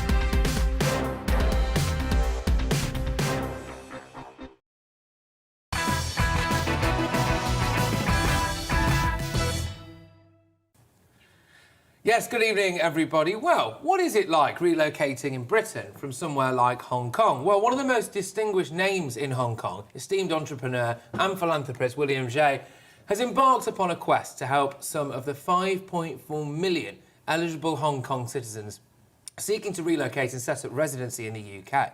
Now, in the first half of this year, a whopping 65,000 people from Hong Kong applied for a special 5-year visa to live in the United Kingdom. The visa programme was launched in response to a harsh new national security law imposed on Hong Kong by the Chinese government. William understands firsthand the apprehensions and barriers in setting up a new life overseas. That's why he has set up his new UK-based charity, the Hong Kong People Association. And William, I'm very pleased to say, joins me now. Thank you so much.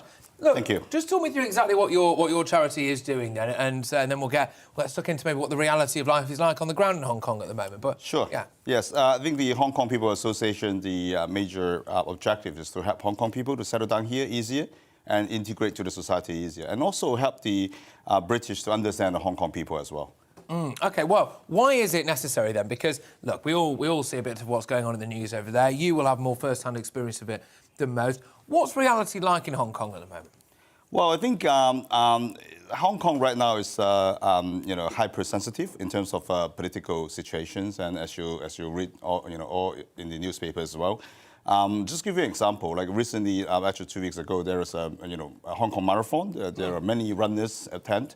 And what happens is actually people wearing some clothes with some slogan, Hong Kong et al. Basically, it's an encouragement, phase, meaning that just Hong Kong go on, right? Yeah. And they're not allowed to attend. The reason for that is actually this slogan probably considered to be politically sensitive. Damn. So they have to change their clothes. So I think what happens in Hong Kong is like a lot of Hong Kong people, they're used to have the freedom of speech, freedom of assembly, and they're quite concerned right now. So I think a lot of people, I have been receiving a lot of inquiries, messages for Hong Kong people, they want to move to the UK because of the British National Overseas Passport Programme.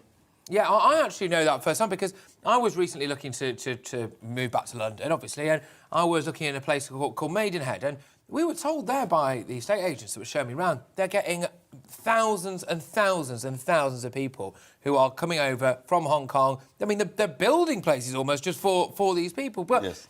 It does seem like a desperate situation at the moment in Hong Kong for a lot of people. And the Chinese government behaving like the Chinese government normally does, pretty authoritarian to say the least. Is that right? Well, yeah, in a way, at least the Hong Kong people, this is not what the Hong Kong people has been promised. The basic law and, the one country, two system, basically what they said is the Hong Kong will remain the same for 50 years. And a lot of Hong Kong people, they don't feel that way. Yeah. So I think those people decided to stay in Hong Kong, that's fine. This is their decisions. But I think the key thing is that we have to give the freedom of choice for the people. If they want to come to UK to study, to work, to live, and we should try our best to help them. And I think the most concerns for those Hong Kong people is whether they can find a job, whether they can, what's the tax system, the education system, things like that. So that's why I decided to set up the Hong Kong People Association to actually help them. Actually last Saturday, we had a seminar. It's a charity, it's all free of charge. We have the tax experts to introduce the whole tax system of UK. Right. And also we have the recruitment experts to explain the whole employment market. Basically telling them that if you decided to come, it's actually, it's quite easy to find a job, the tax system, things like that, education. We're having another education seminars later on, just to tell the people, how to study here, their kids, something like that. So just to give them more choices. Absolutely. Well, it sounds fantastic work. It is fantastic work, of course it is, and no doubt you're going to help the lives of tens of thousands, if not hundreds of thousands, of people. What's the view of Britain like amongst Hong Kongers then? Is it a straight shoot? I'm obviously an outsider when it comes to this stuff. Is it a straight shootout between whether you feel more Chinese or more British, or is there that strong national sense as well? Well, actually, Hong Kong used to be the British colony, so actually they quite get used to the lifestyle, things like that. The Hong Kong, they have the double-deck bus, for example. A lot of the roads is in the names of the British, same as the British streets as well. Yeah. So I think they quite get used to the environment. And the other thing is actually, Hong Kong is one of the top 3 financial centers, Hong Kong, New York, London. So it's actually easy for them to, they want to move to some places as good as Hong Kong. And London or Britain in general is basically the first choice for them. Plus the fact that, in the past, if you want to migrate to Hong Kong as an investment visa, for example, you need £2 million. And right now, the British government basically gave them such a big, a big gift, put it this way. And they can just use their British national overseas passport to come here. They can live and study and work here. So it's actually a big dream for a lot of Hong Kong people. But the concern is whether, they can find a job here. Whether their kids can be very, easily educated here. So this is the concern.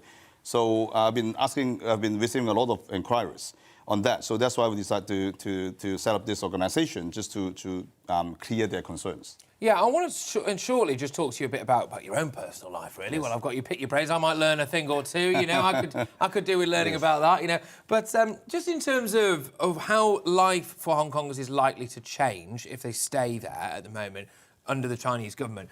What basic changes do you think they can expect to see in their lives? Well, first of all, we see the education sector changing already. So right now, all the schools, they have to adopt the kind of national security rules related educations. And the teachers, students, they have to follow the rules. And I think I would say all walks of life, there will be changes. And you don't hear so many voices of on the opposite side, put it this way. I mean, even when I have many WhatsApp groups, different groups with different people, and actually they start to concerned on what they said in the WhatsApp as well. Right, so this is not healthy. This is not good. We've been enjoying like a freedom of speech for a long time. And they start to have a self-examinations. What about if this message is leaked out? Would it impact on my career, on my, or even on my political issues? It's a big concern right now. It's a massive concern, really, and I think it shows really where they are over there. Have you had any pushback from the Chinese government at all yourself? Well, I think what happens is like I'm in the financial fields, and of course we have our funds have a lot of investments in China as well. And what happens, we see the changes actually, and that's why we decide to focus on the UK, and also Europe or even US as well. I think right now it's a very unstable in terms of the situations in Hong Kong, even in China. You see a lot of things going on, Evergrande, for example, and a lot of the some tycoons. They are in trouble with the government, and so I think what happens is we see a lot of changes for the past several years, and we would like to see the stability. I'm sure all the investors would like to see that as well. Before the investment, they would like the more stability before the future investments. Okay, well, now this is the bit of the show where you make me £1 million, okay? So I want to know, I want to pick your brains as to how you started out becoming so successful. You're a fabulously successful entrepreneur. You're obviously an incredibly intelligent chap. How did it all start for you? Well, I've been in the financial sector for over 20-something years, and I was actually chairman of Macquarie Bank's Greater China business, so I actually know China quite well. I've been to almost 200 cities in China and spent my life in Hong Kong, China. So, but of course, I've also connected with the Western world. I mean, Hong Kong is actually a very special place, kind of a blending between the West and the East. And so I find it actually not difficult for me to adapt the lives in UK. And with this knowledge, actually, I can give a lot of advice to different Western investors. They want to invest into China or in Hong Kong. So with this knowledge, basically I built my own investment funds, and it's been doing okay. And so I think, and I would like to reward. I would like to give back to the society, especially those in Hong Kong. In fact, my company hired almost 30 Hong Kongers. All of them, they come to UK through the BNO program. So I think I talk to a lot of them, and then I see the difficulties, I see their what they want to do, and their hope here. So I think this is what I want to do. Absolutely. And in fact, I think those Hong Kongers, they can help the UK as well. Absolutely. There is a report published by the Centre for Economics and Business. Actually, what they said is that for the coming several years, the Hong Kongers coming to UK can add 40 billion pounds to the GDP of UK. So I think this is a mutual, basically. Oh, absolutely. I don't think I very much doubt anyone in the UK doesn't feel that way as well. And I think there is that sense, certainly there is from me as well, that, Hong Kong's been a proud friend and part of our society and everything like that. And now, sometimes you owe your friends something, right? And sometimes, and maybe now we're in that position, frankly. So, but I just wanted to finish really with you by saying, if you had any advice for anyone who wanted to start out in, being an entrepreneur or starting out in business, and, they've got not a lot of experience on it, but they've got a lot of ambition, and it's a difficult climate at the moment with everything that's been going on. What would your piece of advice to them be when they're getting started? Well, I think, first of all, don't worry first. I mean, you have to just take the first step. A lot of people, they want to be 100% safe, and then find a job first before coming. And in fact, what we're seeing is that this is a huge market in UK. And at the end of the day, compared with Hong Kong is very small. Right? The opportunity is very limited. But, UK is a country, right? We see a lot of opportunities here. So I think just... if you decide to come to here, I mean, don't worry. Just take the first steps, and then you will go on. And you're helping them to do that. So before we finish, just run us through again what the process is that you're setting up at the minute, how they can contact you, how they can get in touch with your charity. Yes. And actually, of course, we are still building up the whole things, and our website is hkpeople.org. And they can contact, and I'm trying to set up, a hotline as well. They can send messages, they can things like that, and then all the topics that people are, like to understand: education, healthcare, tax, recruitment, all these things will be in the website. So we're building that right now. Yeah. Well, thank you very, very much for your time, and thank you for coming into the studio. I think we can all agree it was fantastic stuff. Thank you very much to entrepreneur and founder of the new UK-based charity, the Hong Kong People Association, William J. Fantastic stuff. Really appreciate it. Now, coming up at 11 p.m, Kinsey Schofield will be here discussing all things royal and entertainment. And after the break, in Media Buzz, get this, officials have been told to state their preferred gender pronouns in meetings of the Ministry of Defence. All this and much more.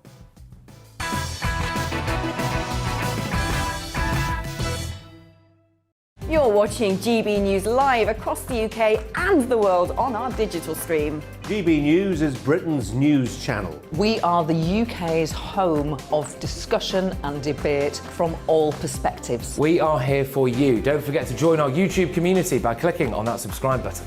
And if you want the GB News app, you can click and catch up on programmes anytime. We love to hear from you, so email us. gbviews@gbnews.uk. Thanks for being part of the GB News family. My name is Andrew Doyle. Join me every Sunday evening at 7 p.m. for Free Speech Nation. This is a show where we address current affairs and news stories of the week with the help of two wonderful comedian panellists. I brought in comics because I want to give it a lighter edge, and also they work for less. See you there.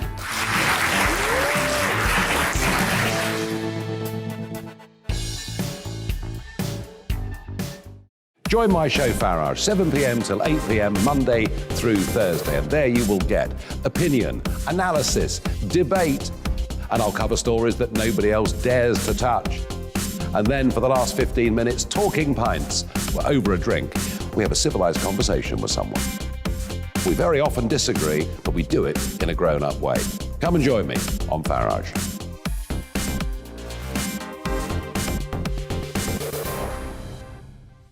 I'm Colin Brazier. I've reported from more than 70 countries around the world, covered wars from Afghanistan to Iraq, from Lebanon to the Balkans. I'm trying to bring that experience, that feel for events, to the studio. And something else, I'm ready to give an opinion. Today's stories with a spark. Brazier from 8 p.m. weekdays on GB News.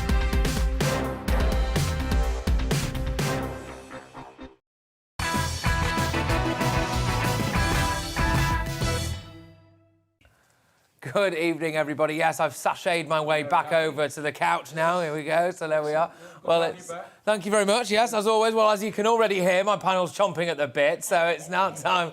It's now time to look at which headlines are breaking and what will be in tomorrow's news. Tonight, in our Media Buzz, well, let's With the first look at tomorrow's front pages, shall we? So we'll bring you bang up to date. You'll be ahead of all your mates. The Independent reports that waiting times for an ambulance have almost doubled in the last year. Gosh, we're going to get stuck into this one, I think, aren't we? Frontline paramedics say there is a heart-wrenching sense of failure when a patient dies before they can reach them. And another world is possible, apparently. This is the message from Global Day for Climate Justice as thousands took to the streets of Glasgow to protest. We're going to whiz our way over now to the Sunday Express, which leads with the Foreign Secretary's pledge to make Britain the beating heart of a global network of liberty. Goodness me. Liz Truss's comments come ahead of a crucial tour of Southeast Asia this week, where she will visit Indonesia, Malaysia and Thailand, and hopefully at some point tell us what on earth she's on about.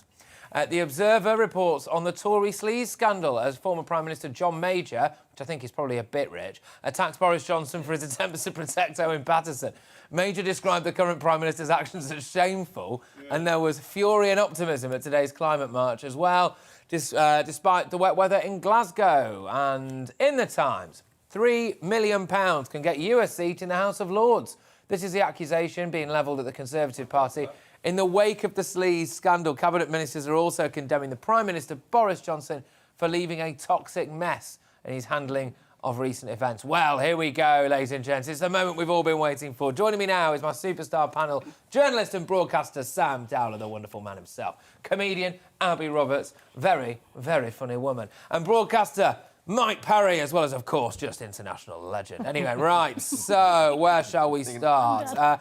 What should we start with the Ministry of Defence, I think, as well, requesting officials to state their preferred gender pronouns in meetings. So just to whiz you through this, to give you a bit of context, everybody, the Defence Ministry published an inclusive language guide which advises all service personnel, staff and contractors on how to discuss sensitive subjects like gender diversity. It's understood that one civil servant in the ministry is a fierce proponent of Stonewall's agenda and was even announced as a trustee of the lobby group in June, so it probably isn't surprising that guidance appears to lift some sentences verbatim from Stonewall's glossary of terms and claims, and that not all women are biologically female, apparently that's one of them, and it advises staff to be careful using the word female, gosh, in case it erases gender non-conforming people and members of the trans community. Well, let's get stuck into this.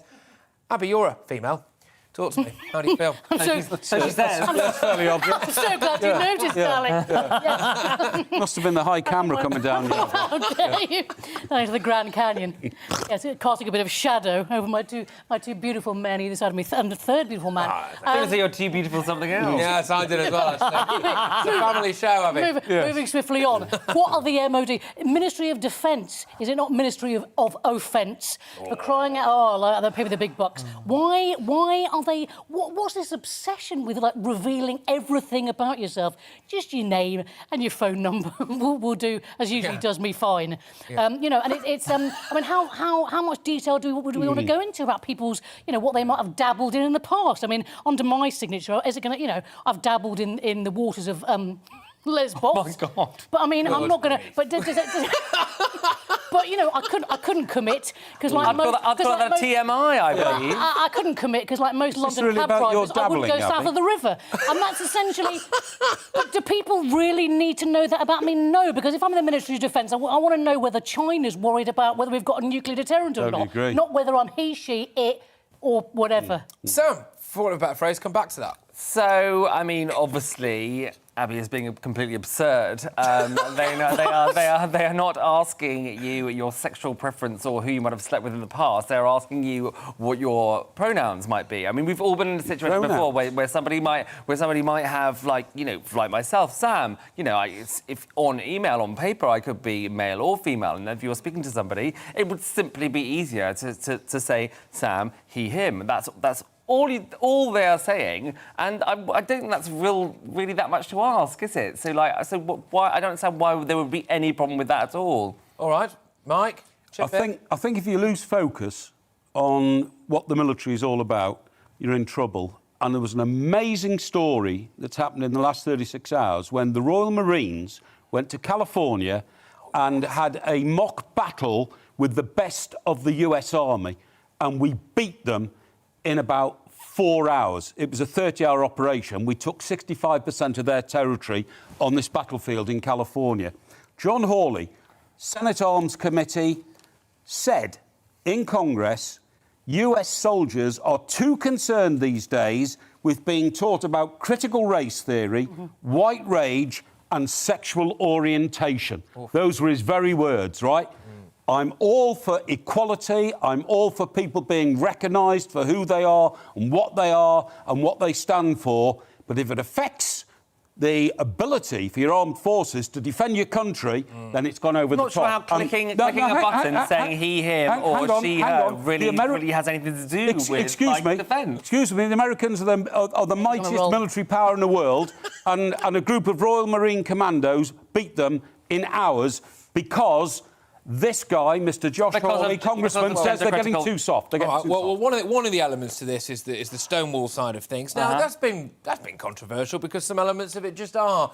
Should our Ministry of Defence really be, almost integrating Stonewall policies into its? Well, no. I mean, I don't believe that they are particularly. All they are doing is asking for respect to people who might have, who might be not he, him, or not she, her. They might be they, them, for example, and that is obviously completely their prerogative. So what they are literally saying is put it down on your email address and then let that be that. That's all it is. It's not difficult at all.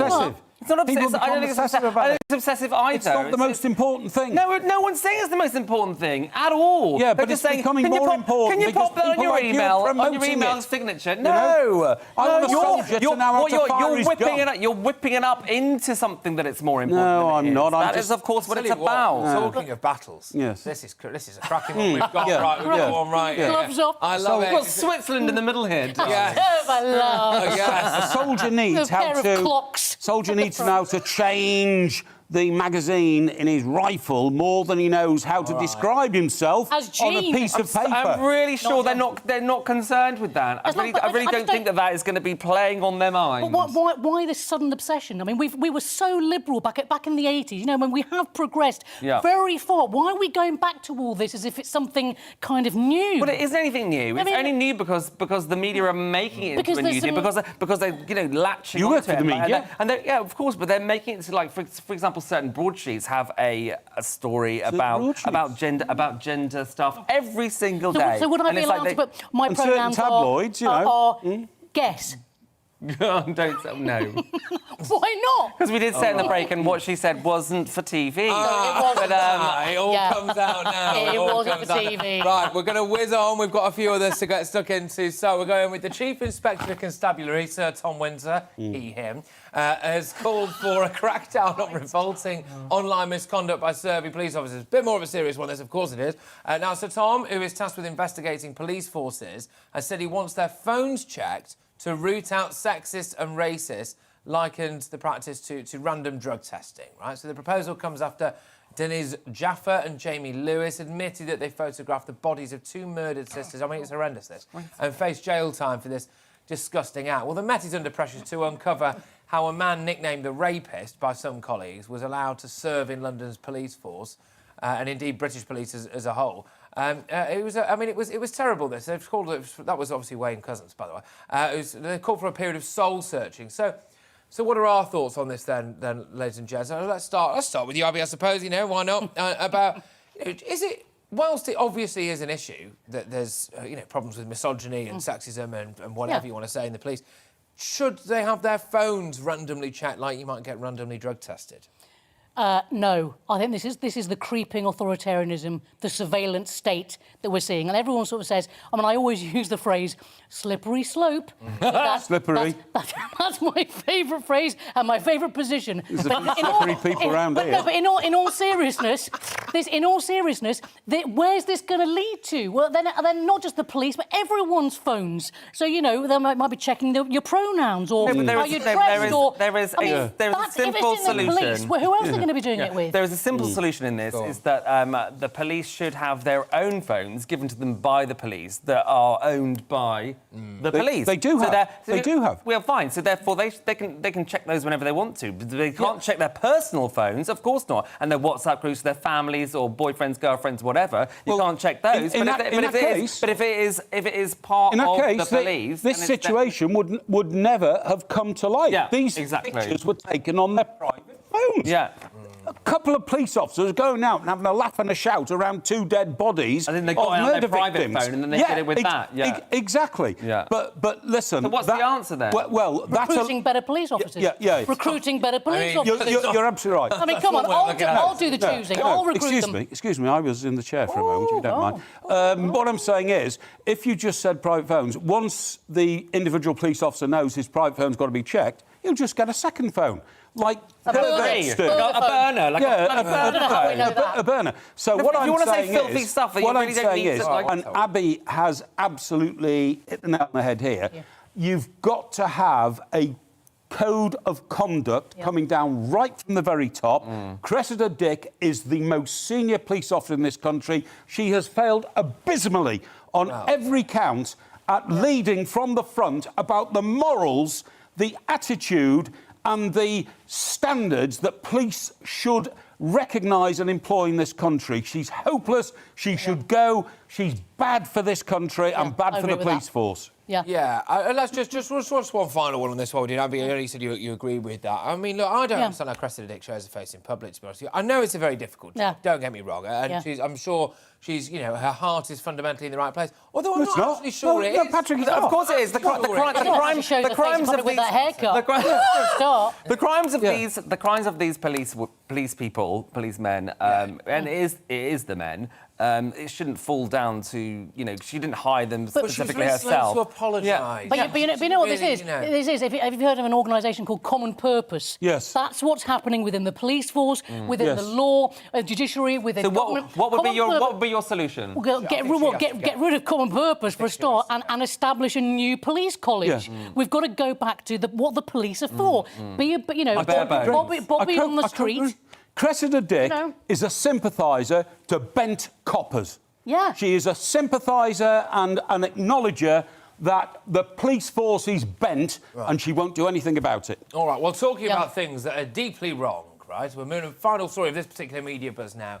Get a load of this. So a railway station master has been forced out of his job by these killjoy bosses. Outrageous. This is a scandal and a half. They've banned him from bringing his dog to work. So Richard Bunce and his dog George, and I think we can all agree George is a very good beautiful dog. Were a popular pair at Hornsley Station in East Horsley in Surrey, and even became local celebrities. But after a mystery shopper gave it a glowing review mentioning a passing dog was in the office, right? South Western Railway has issued a ban on outrageous. This. And because Mr Bunce couldn't make or afford alternative arrangements for his wire-haired pointer George, who, again, I'll emphasise, is a very good boy, the new conditions meant he could no longer do the job. But over 6,000 people have now signed a petition. I will be signing it after the show, that's for sure, backed by East Horsley Parish Council, urging the bosses to see sense and let the pet back in the station.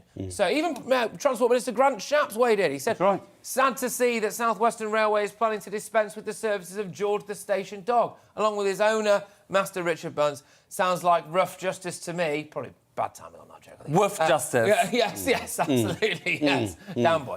And a little less plastic would brighten up everyone's day. Right, let's get stuck into this. Sam, you start. I mean, I'm a dog person through and through. I've always had dogs. My family's always had dogs, and they are, they have, service dogs. You have, dogs that go to hospitals to make, patients feel better. So for goodness' sake, this is the most ridiculous thing I've heard, and I don't think whether you're left or right on the political spectrum, this is ridiculous. No one can complain. And no one even complained. It's not like the dog was crapping all over the shop. Like it wasn't. That isn't the case. Or like biting other people. This poor dog George is like sitting there. Where do you get your tickets? I mean, it's absurd. You just know that the person that that dobbed George in probably someone called Janet. With the curtain twitches, who probably says, "Why aren't you wearing a mask on the train?" Is that kind of person? She's double masked. Yeah. She's double masked. Which, of course, there's nothing wrong with. Shops at Waitrose, probably. Shops at Waitrose as well. Quinoa.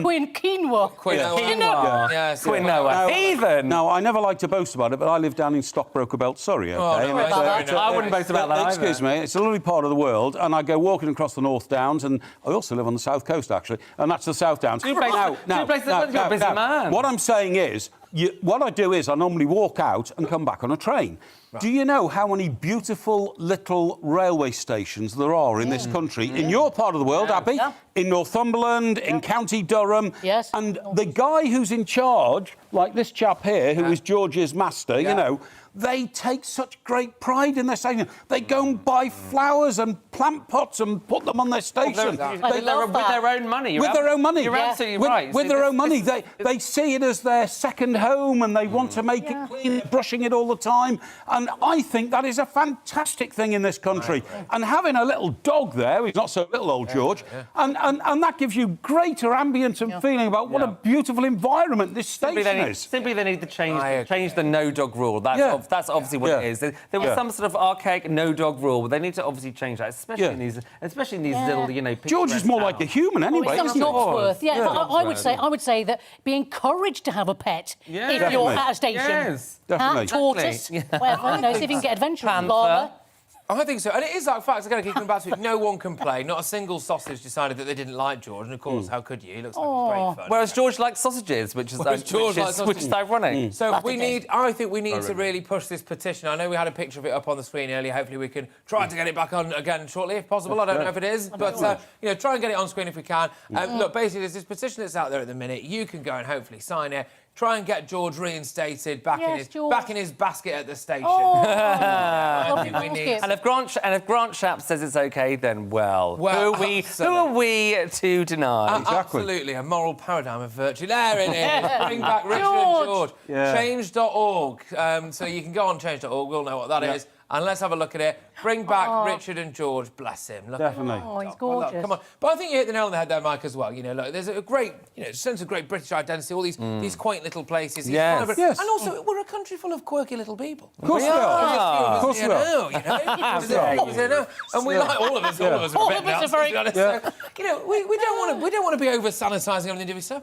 No, of course not. I mean, like this, as I said, you know, we're a very pet-loving country, and so this is exactly the sort of thing. Like there's those stories with the duck that came in and made a nest, etc. And they love those stories. And of course, it looks great on British Rail to even have these tales. You know, tails. This doesn't just happen. These wagging tails. I'll use that in my next gig. I won't. Are you a massive animal lover? I'm a dog person. I love dogs. I grew up. We had two Lakeland Terriers growing up, Buttons and Jockey, who came in with Margaret Thatcher and left with Tony Blair. In a way, didn't we all? Yeah, exactly. God bless Buttons and Jockey. Absolutely. Well, look, hopefully Richard and George will get back in action soon. Thank you very much. We're going to be returning, obviously, to our fantastic panel, our superstar panel, very shortly. We've got Mike Parry, we've got Sam Dallin, we've got Abby Roberts as well. And coming up in Uncancelled USA, make sure you stay tuned for this, ladies and gents. It's going to be a feisty one. Kinsey Schofield is going to be here discussing all things royal and entertainment. There's a lot to get stuck into there. We're going to be talking as well, of course, about some devastating scenes that happened at a concert, so certainly that's a very serious angle to take on it. But we're also going to be talking about what Meghan Markle has been up to recently. Can you believe? Who'd have thought it? Surely not. She wants to get involved in politics? No, I never thought that'd be ambition. Although I do quite like the idea of Harry being her first lady. And I do also quite like the idea of that state visit back over here to the United Kingdom, where she has to meet the Queen, who through gritted teeth invites her in for a state banquet. You know, look. What do you think, ladies and gents? And also, on an unrelated note, I want your emails in and your pictures in of what you've been doing for bonfire night, whether it was last night or tonight. We want to see a bit of colour, a bit of pizzazz. Get the show kicking off. gbviews@gbnews.uk. I'll see you in a tick.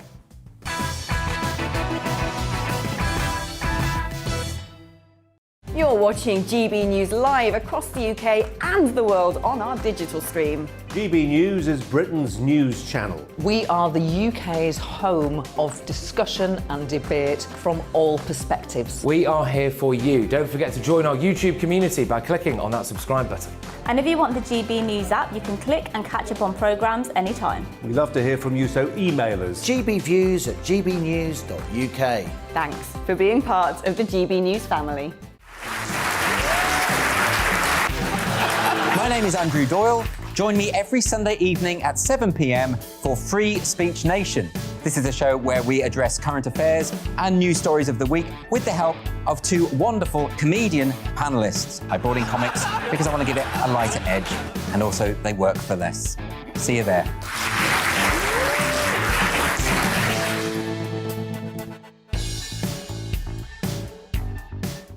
Join my show Farage, 7 p.m. till 8 p.m. Monday through Thursday, and there you will get opinion, analysis, debate, and I'll cover stories that nobody else dares to touch.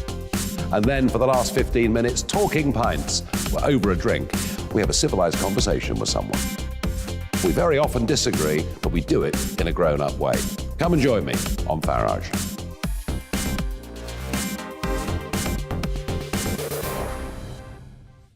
I'm Colin Brazier. I've reported from more than 70 countries around the world, covered wars from Afghanistan to Iraq, from Lebanon to the Balkans. I'm trying to bring that experience, that feel for events, to the studio. And something else, I'm ready to give an opinion. Today's stories with a spark. Brazier from 8 p.m. weekdays on GB News.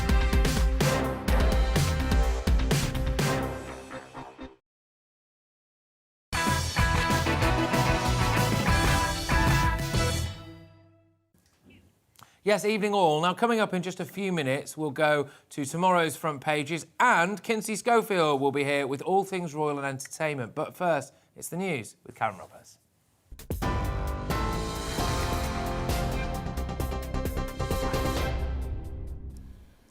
Thank you, Patrick. Here are your latest headlines. The Mayor of Houston has confirmed a 14-year-old child is amongst the 8 people killed at a festival in the city.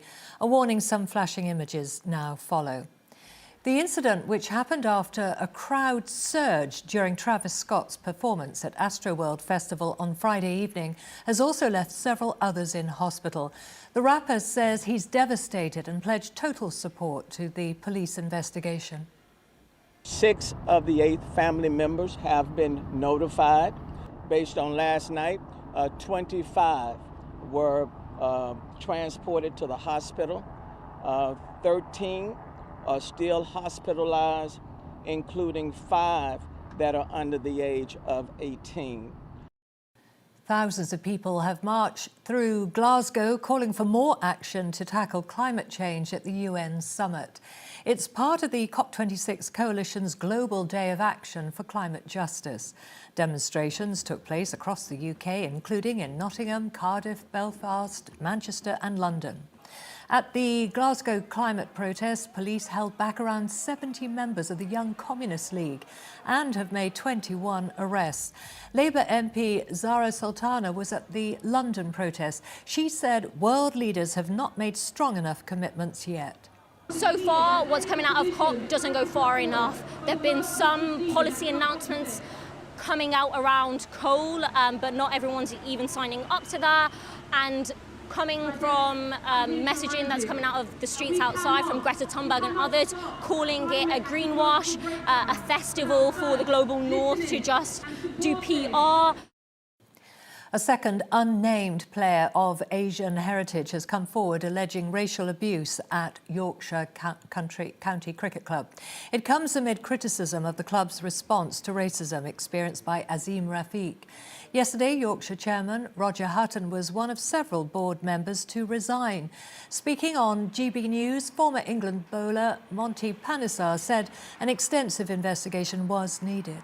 These are obviously, quite shocking and really, deep claims because, Rafiq did say that continually the people at Yorkshire were using the P word, and they've kind of referred it to as banter, and they're such close friends that, this is such a complex and complicated, situation that, I think thorough investigation and a fair, investigation for all the parties involved, needs to be done. The bosses of 5 supermarket chains are promising to halve the environment impact of a weekly food shop by the end of this decade. Chief executives from Tesco, Sainsbury's, Waitrose, Co-op and M&S say they'll work with the Worldwide Fund for Nature to reduce natural destruction. The supermarkets have promised to submit environmental impact data annually to the Worldwide Fund. You are right up to date now. Back to Tonight Live with Patrick.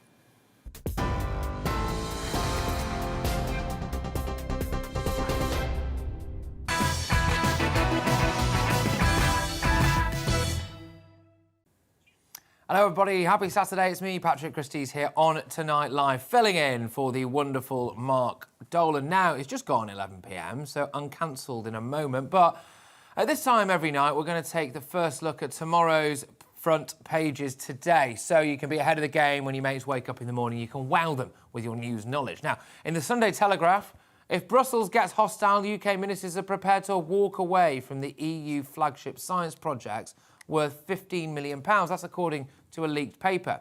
And in other news, the BBC licence fee is set to be frozen for 2 more years to tackle the cost of living. That's interesting, because obviously for one time they decided that they wanted to criminalise pensioners, didn't they? But anyway, there we go. The Mirror lead with the story of the morgue monster. Horrendous, this, isn't it? David Fuller's horrified mistress, who explains how the so-called perfect gent wooed her with cocktails and concerts before dumping her for another nurse, all behind the back of his trusting wife. Fuller would go on to abuse scores of bodies in 2 hospital mortuaries and has raised fresh calls for an inquiry into the horror hospital. Tomorrow's headline in the Sunday Mail: the First Minister Nicola Sturgeon's book publisher is facing a fraud investigation after the company benefited from £295,000 worth of public money. Sandstone Press published a collection of Sturgeon's speeches in the book, Woman Hold Up Half the Sky. Yeah, me neither. Anyway. And Hollywood star Angelina Jolie is due to play Nicola Sturgeon in a film. No, that's a joke. Discusses her mental health struggles and how they made her stronger as well. In The Star, there's a new development in the romance rumours between Strictly contestant AJ Adodu and dance partner Kai Widrington. AJ says she has now met Kai's parents. There you go. It's happened again anyway. Well, ladies and gentlemen, it's now time for this. Yes, that's right. It's time for Uncancelled USA, in which we'll take a look at the dark underbelly of the news agenda in the United States, all in the company of the Queen of Hollywood showbiz and royal reporting, the one and only Kinsey Schofield. Thank you very much for joining us, Kinsey. You're looking resplendent this evening. You've shown me up massively. Look how vibrant you are. It's brilliant. Okay, Patrick, this is our first time. I want you to mark your calendar, and 12 months from now, I want dinner. Okay, I'm so excited about this. Right. I've been waiting for this forever.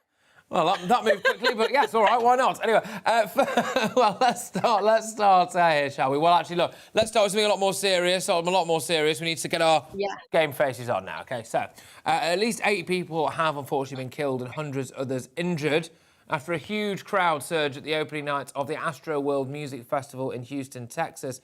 Houston Fire Chief Samuel Pena told reporters the compression of the crowd towards the stage occurred while Travis Scott was performing. The show was called off shortly after several people began suffering injuries, and officials transported 17 people to the hospital, including 11 who were in cardiac arrest.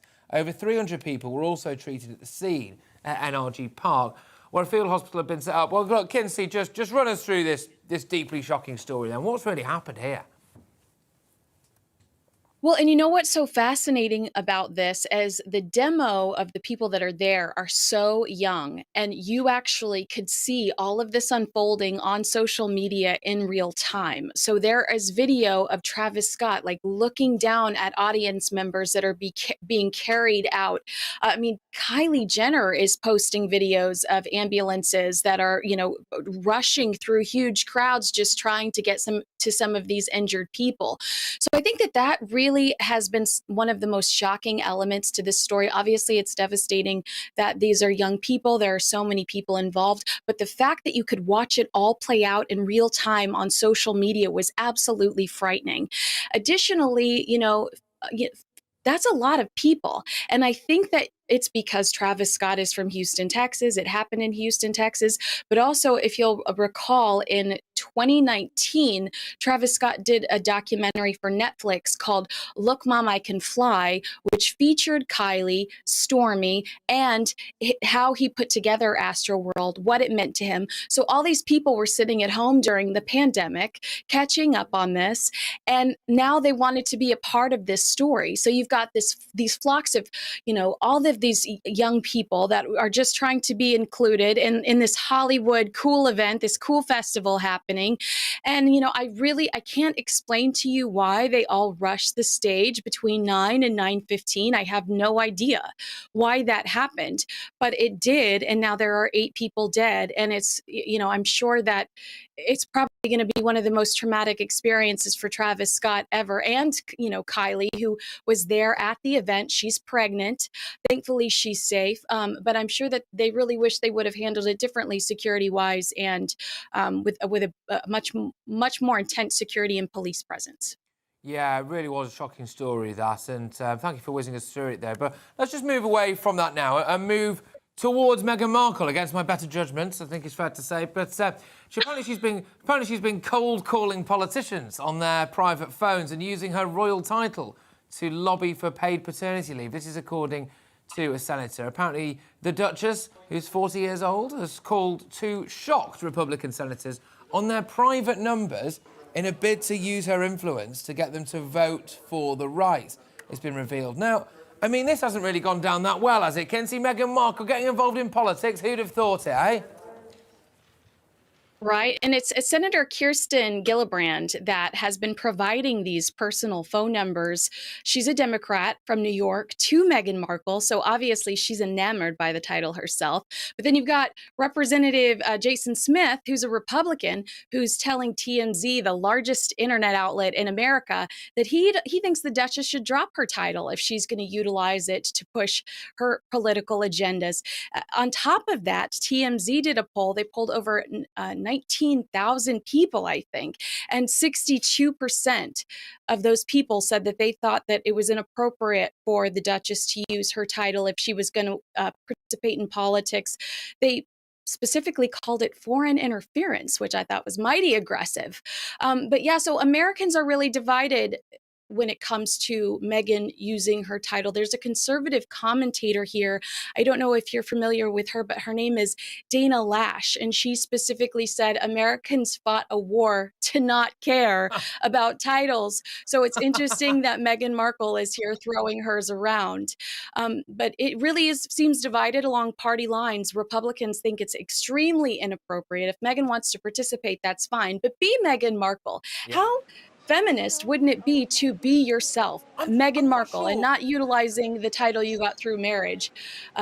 Democrats seem to be kind of enamored by the idea. Well, I can understand why it's divided along party lines. I'm just not sure what it is that she really wants, or frankly, where she gets off with a lot of this stuff. If you want the royal title, then there are certain things that have to go with that, such as, a life of dedicated public service, more often than not, one would imagine, over here, where we have the royal family. However, she's obviously decided that she didn't really want any of that. She found freedom, and now she's still using those titles over there.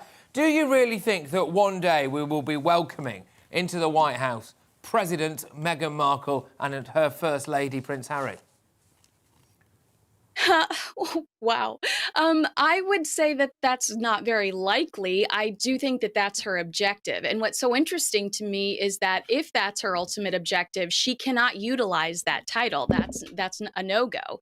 So the fact that she is utilizing the title to get there seems kind of like a little bit of a cheat, right?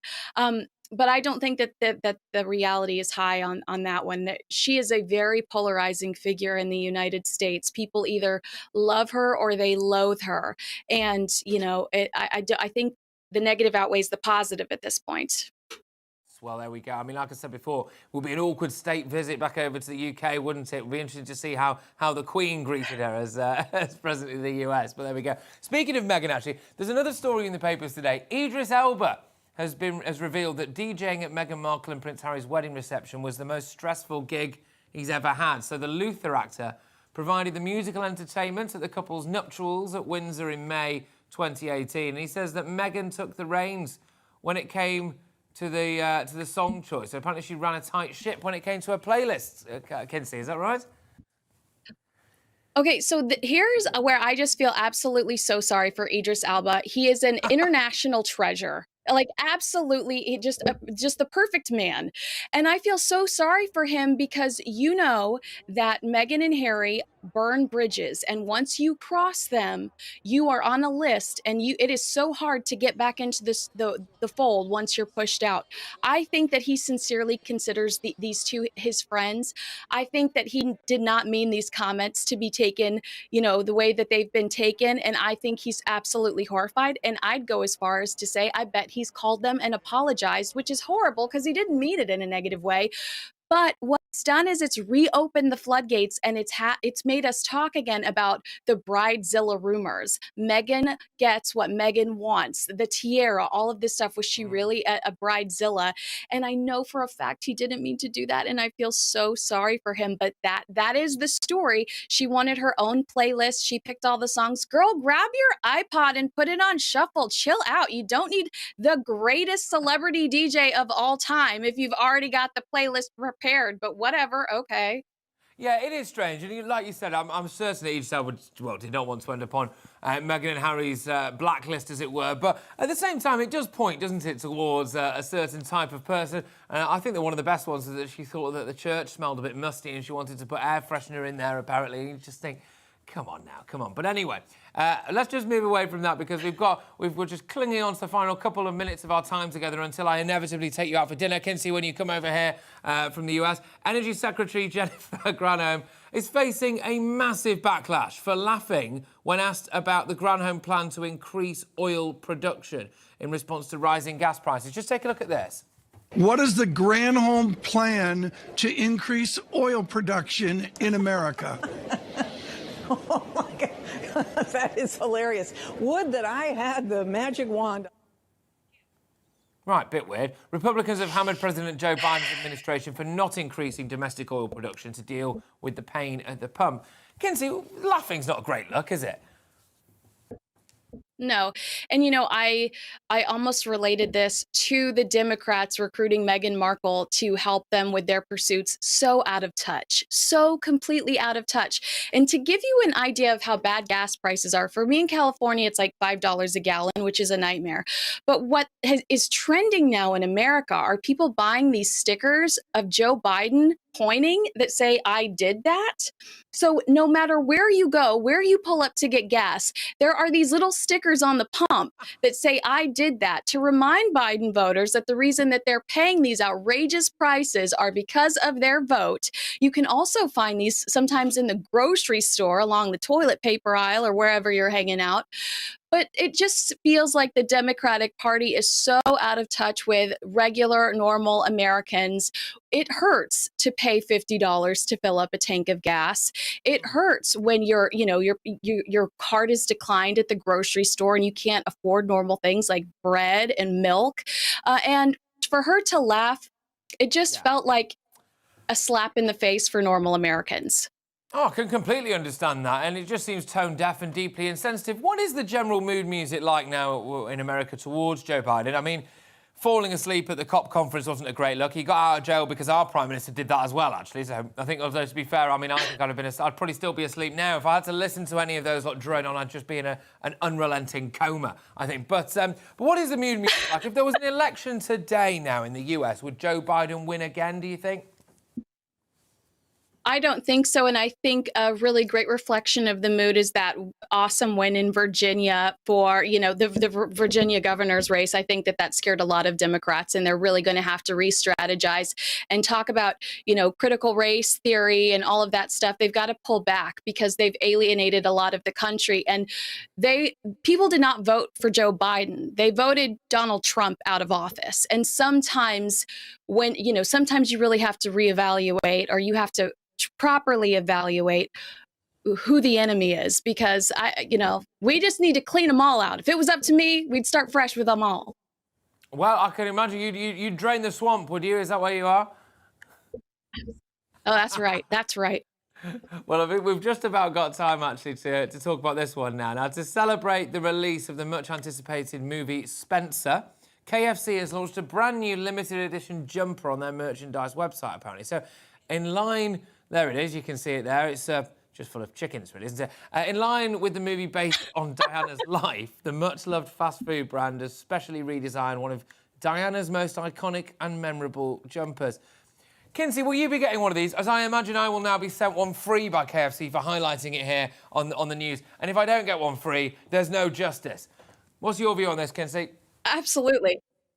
I'm so jealous if you get one. I tried to buy one. They won't send it to Los Angeles, but I tried to get one. I just think it's so silly. I'm gonna spoiler alert really quick. If you haven't seen the movie Spencer and you don't want to stick your fingers in your ears, when Diana flees from the royal family and she gets away from the terrible royal family, she takes the boys to a KFC drive-thru.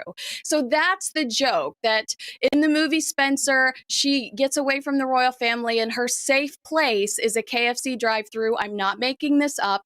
And KFC thought it was so hilarious they had to jump into the conversation. They're releasing this jumper. It's 35 pounds. I'm so jealous. I have to have one. KFC, if you're watching, I'll pay for it double, okay? And proceeds go to charity, which I love. Fantastic. Oh, I feel bad saying I demanded one for free now. I'm basically taking the food out of people's mouths, aren't I? There you go. All right. Suppose I'll have to pay double as well now. Thanks, Kinsey. Anyway, cheers. I really enjoyed it. Kinsey, you're fabulous. Such a great addition to the show. Absolutely fantastic to have you on board. Kinsey Schofield there, all the way over from stateside, whizzing you through the latest in the dark underbelly of American news. Well, coming up in the media buzz, which unlikely fashion accessory has increased by 145% thanks to Kim Kardashian. Yes, find out all that and much more coming your way very shortly.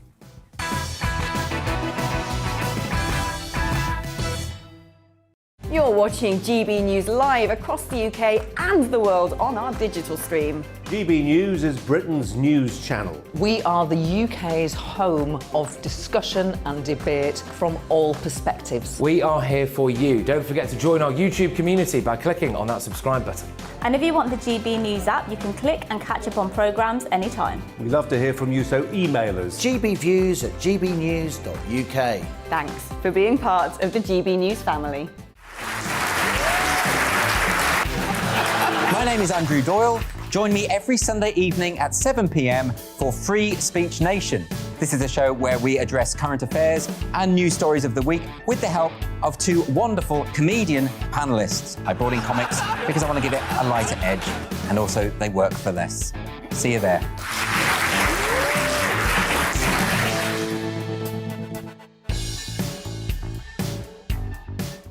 Join my show Farage, 7 p.m. till 8 p.m. Monday through Thursday. And there you will get opinion, analysis, debate, and I'll cover stories that nobody else dares to touch. And then for the last 15 minutes, talking pints. We're over a drink. We have a civilized conversation with someone. We very often disagree, but we do it in a grown-up way. Come and join me on Farage.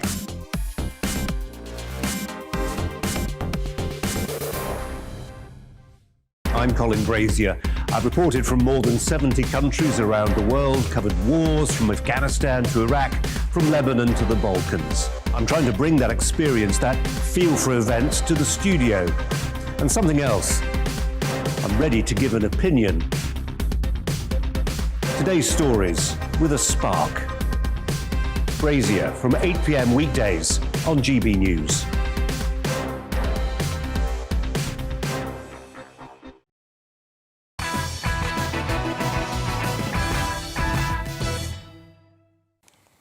Well, it's time now to look at which headlines are breaking and what will be in tomorrow's news tonight in our media buzz. Joining me in this rock star panel is journalist and broadcaster Sam Dowler. Look at that wonderful face. Comedian Abby Roberts, an even more wonderful face. And broadcaster Mike Parry. It's a face. Anyway, no, here we go. That's very nice, isn't it? Thank you. Oh, at least it's a face. It's the only face he's got. And excuse me, how come all night on this show I've been the third person to be introduced on the Rockstar panel? Actually, so I'm rated third, am I? Surely save the best till last, in Mike. Save the best till last, I like films, that. the billing, that's the most important person. You're the headline act. Yeah, You're exactly. and Okay. Mike, Okay, that's fine. We're all just basking in your shadow. Yeah. And what a shadow. And he casts a large shadow. Right, now that's enough. I will not have systematic bullying here on this. No. Exactly. Moving on. Britain's COVID outbreak is no longer the worst in Western Europe. Fantastic. I thought the confetti cannon was supposed to go off then. No? Fine, maybe next week. According to official data that shows infections are beginning to soar across the continent. So, cases spiked in the UK when the schools went back in September, leading us to being branded Europe's coronavirus capital, quite literally the sick man of Europe, by advocates of the government's Plan B strategy. But now, stats show that Austria, Belgium and Ireland have overtaken Britain in Western Europe's infectious league table, which is, I think, a little bit like what the European Super League was supposed to be, isn't it? But anyway, despite all three countries having a mix of tougher restrictions, including face masks, work-from-home guidance and vaccine passports. So it's thought that the waning vaccine protection in Europe is the main driver, and this rise in Britain's booster jab rollout is thought to see infections slump. Right, Mike, I'll start with you. Yes? What do you think of this? Does this prove that harsh restrictions have almost no bearing on our COVID policy? What do you think? I don't think it proves anything now. We're all very, very interested to know why we lost the initiative from the start of the jabs, when we raced ahead of the world, didn't we? And it was all going brilliantly well, and Boris's boosterism wasn't just his personally boosting jabs into people's arms. How did it then fall back? Who took their eye off the ball? Why did it slip back? Why did we fall behind the rest of the world? I mean, at one point, we were literally mocking the French, weren't we? Yeah. And French politicians were doing things like stopping sausages going to Northern Ireland to prove how angry they were about our success. I'm sorry, but I mean, this is absolutely true. Yeah. How successful we were in our injection and COVID booster programme, and then we fell behind. Now, I'm delighted to see now that we've come back up to speed, and we're only, I think, now 7th, is it, or something like that, in the league table. However, the one thing that I'm very concerned about is that I am now eligible for my super jab, the booster jab, OK, the third jab. And I looked through all the websites this morning because I read in one of the newspapers this morning, although it's not been announced as official government policy, that they've reduced the 6-month... 6 months from your second jab to your third jab. Right. They've reduced it to 5 months. It's not government policy, but I read it in one of the newspapers because, let's face it, in the media, we break the news first before the government even got it. And I can't find anywhere where I can go. But I'm absolutely serious, right? I'm a season ticket holder at my football club.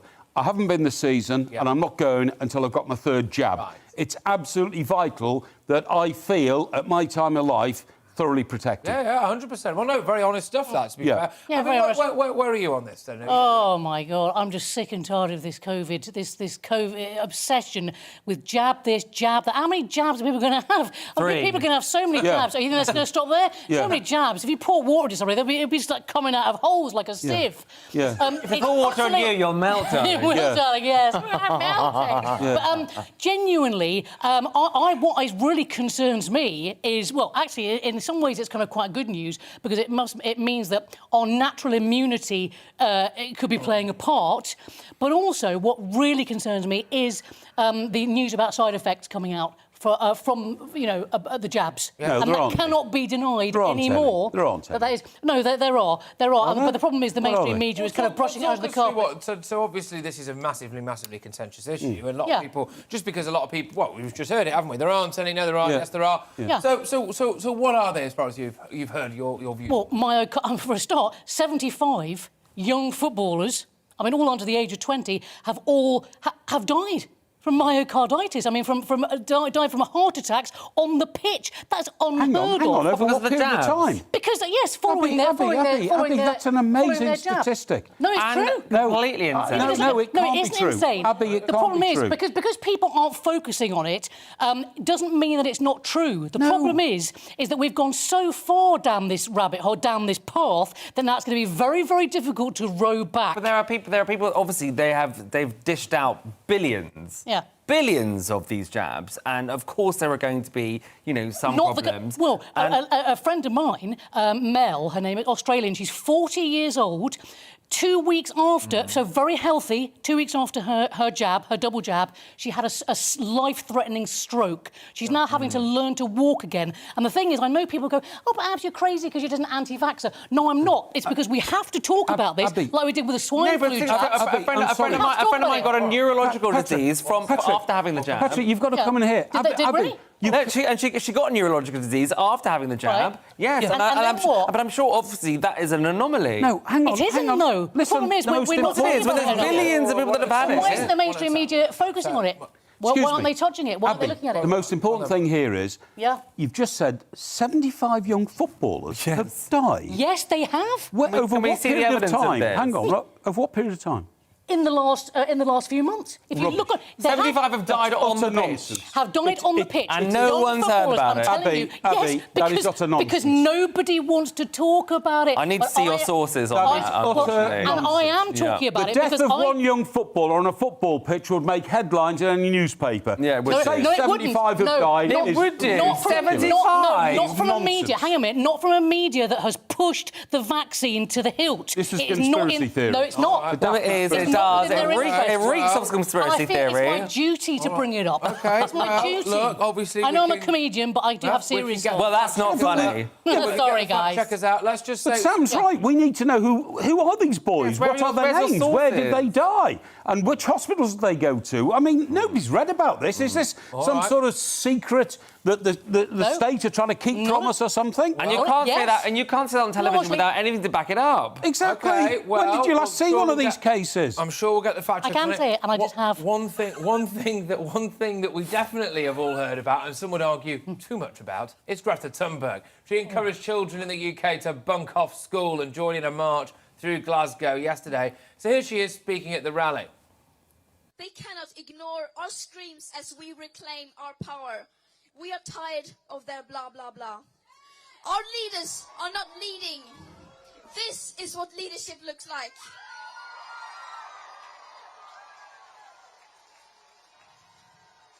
Thank you for showing up, and see you tomorrow again at the march.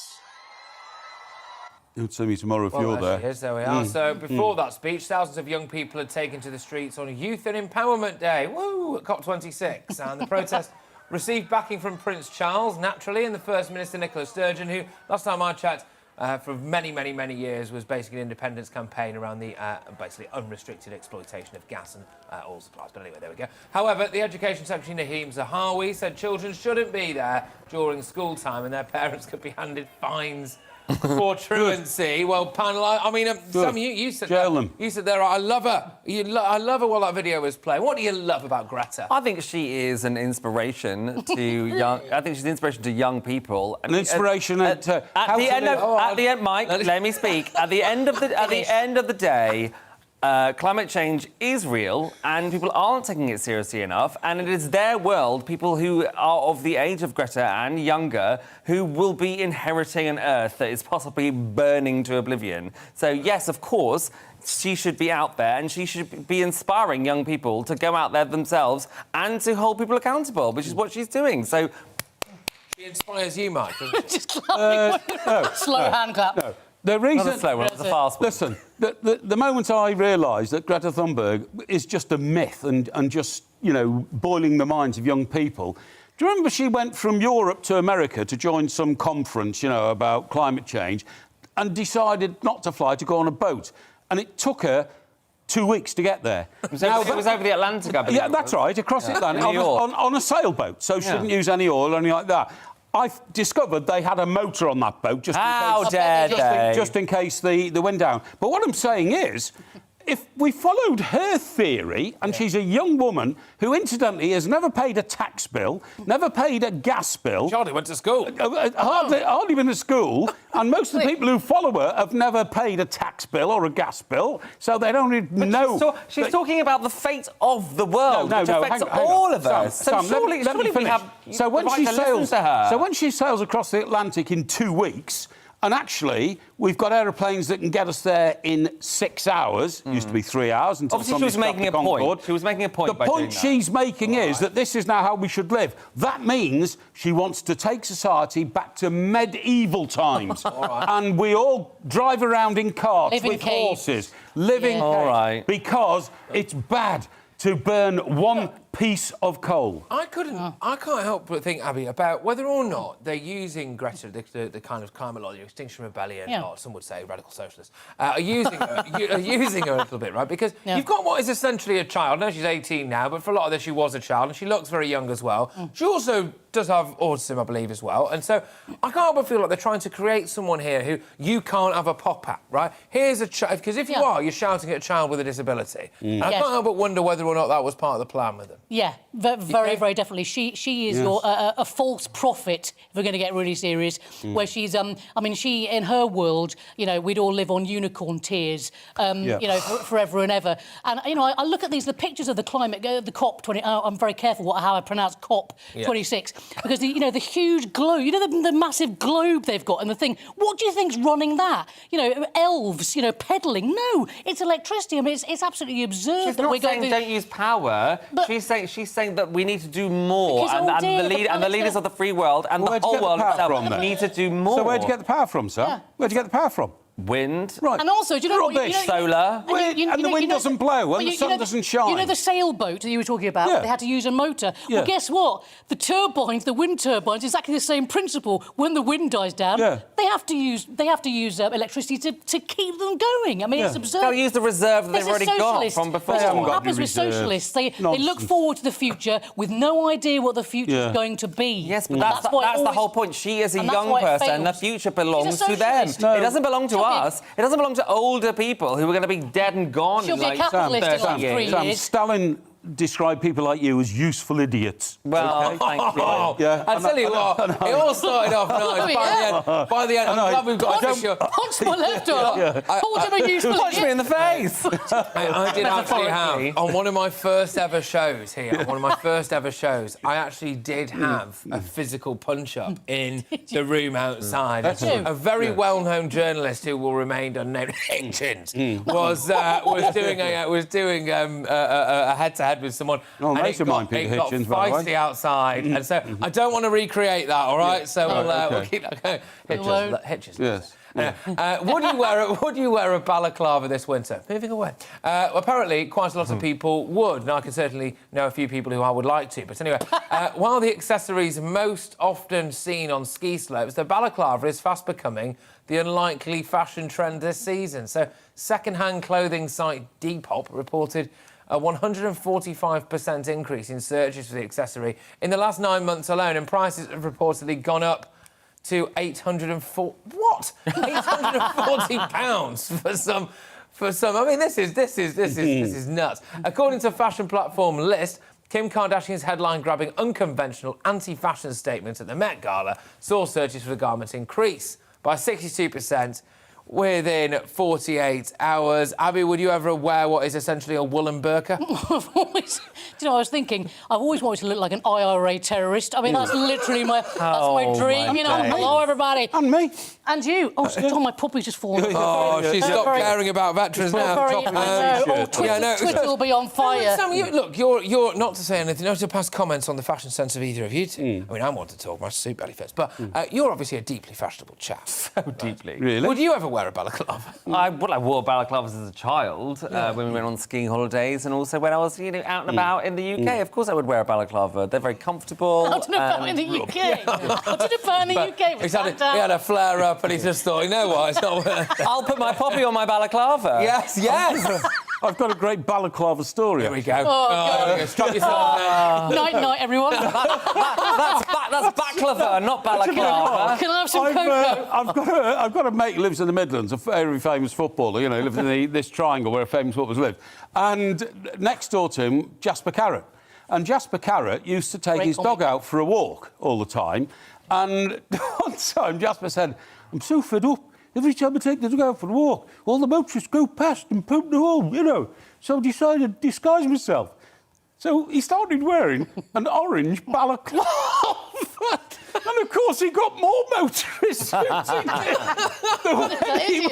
when he was walking. Why would he wear a carrot-coloured balaclava? He's probably asking for trouble. Crazy days. Crazy days. What a time to be alive. What a time. Oh, The God, Midlands, you know, eh? the country's gone to the top. Yeah, Anyway, right, coming up, what would you give...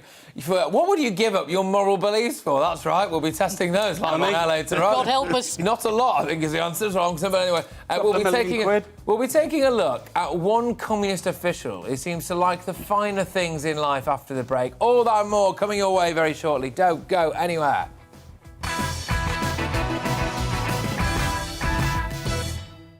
You're watching GB News live across the UK and the world on our digital stream. GB News is Britain's news channel. We are the UK's home of discussion and debate from all perspectives. We are here for you. Don't forget to join our YouTube community by clicking on that subscribe button.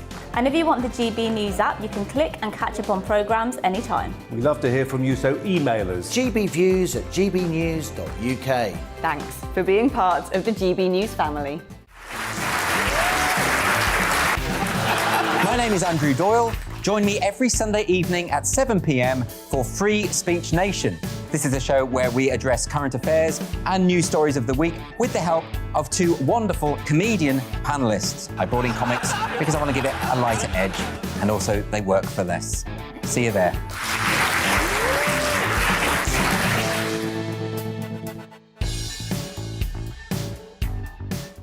Join my show Farage, 7 p.m. till 8 p.m. Monday through Thursday. And there you will get opinion, analysis, debate, and I'll cover stories that nobody else dares to touch. And then for the last 15 minutes, talking pints. We're over a drink. We have a civilised conversation with someone. We very often disagree, but we do it in a grown-up way. Come and join me on Farage.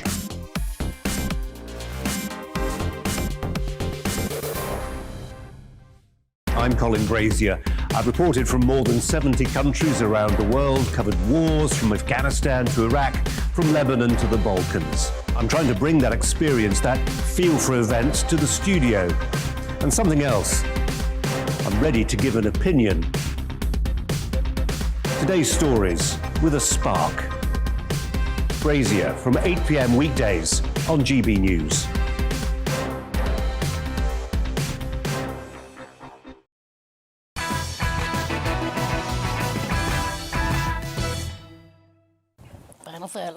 Yes, good evening, everybody. This is Tonight Live with me, Patrick Christys, and we're still in the realms of the media buzz. Let's return to the headlines, which are breaking right now. So my superstar panel are back. They didn't go anywhere. They're never going anywhere. We can't get rid of them. Journalist and broadcaster Sam Dowler, comedian Abby Roberts, and broadcaster Mike Parry. Now, a study, here he is, look at him. He's loving it. A story has found that we are more likely to believe nonsense statements if we think an admirable figure said it, which I think is relevant to one of the things we were talking about before, actually. A study put algorithm-generated quotes next to pictures of the Dalai Lama, Nelson Mandela and Michelle Obama, and then put the same type of quotes next to contrasting figures like Kim Kardashian, Harvey Weinstein and Paris Hilton. It then asked 600 participants how much meaning they got from the quotes. So researchers found that those who took part were far more likely to see insights in the pseudo-profound nonsense quotes if it came from someone they respected. So, I mean, there we are. Is that a massive shock, do we think, Sam? You know? Not at all. I mean, you look at... I mean, the best example of this is QAnon over in America. That is nuts, by the way. People who are... People, you know, and it's to do with education, of course, but also the fact that they are, you know, reading these nonsense things that never come true. And obviously it comes down from the liar-in-chief himself, like Donald Trump, and the people assign things that he has said and consider it to be gospel. And it's simple human nature. I mean, like, if you... And also, people believe what they see. If you have a quote and it is by the Dalai Lama, you think, oh, it must be spiritual, etc., etc., etc. But people don't do their own research. Like, journalists these days don't do their own research. They don't go online and be like, have a look and see if they actually really did say that. So of course that's bound to happen. Yes, Abby. Abby, your views? I mean, Donald Trump, to be fair, has been proved right on a few things. And mostly wrong on most of the others. I love Donald Trump. But he's going to be the next president of the United States of America, so I would accord him some respect. Your respect, Sam. Come on, I really hope that the American people do not. Well, there's no alternative. That's the problem. Yeah, well, in America, you can make billions by being clever, but you don't make anything by being president. And a country like America, who's produced so many genii over the years, can't find anybody better than the candidates who want to be the president. They should have a candidate from both sides that are completely different to who they have now. But then look at maybe who aren't in their 70s. No disrespect. But then look at someone like David. Excuse me. Here we go. I will not have that ageism. It's like Hitchens all over again. Oh my God! Release the silverback. And by the way, I'm nowhere near 70. Right, Abby. So, well, not yet. You two stop You will make it one day, though, mate. I was going to say, David Attenborough, you think, don't you? So, like, lovely, here are the gorillas in the... That's whatever. right, yeah. It's an impression. Yeah, it's a good one. It was just me, kind of like, suddenly dropping off. Falling asleep. Me falling asleep. I was about to start a story. Yeah. Greta was doing a speech. Basically, David Attenborough, you think, very esteemed or whatever, and a lot of the stuff that comes out of his mouth is basically, he's a eugenicist. Yeah. He wants to wipe the, humans off the earth. Yeah, you're right. And is scaring young children. We are a blight on the earth. Saying the earth is on fire. It is on fire. He hates human beings. No. What's great about that? Well, what about David? Hang on. What He about hates overpopulation is what he hates. Wait a minute. well. Wait a minute. What about the biggest example of the last 18 months? Professor Legover. OK? Professor Legover. Neil Ferguson. Yeah, who's been telling us, 200,000 a day. He never got anywhere over 47,000 a day. And then the next one, we've only got 6 months to save the world. No, we haven't. We're back. Professor Legover was more concerned about the Lego-overism than he was about, Than he was about COVID.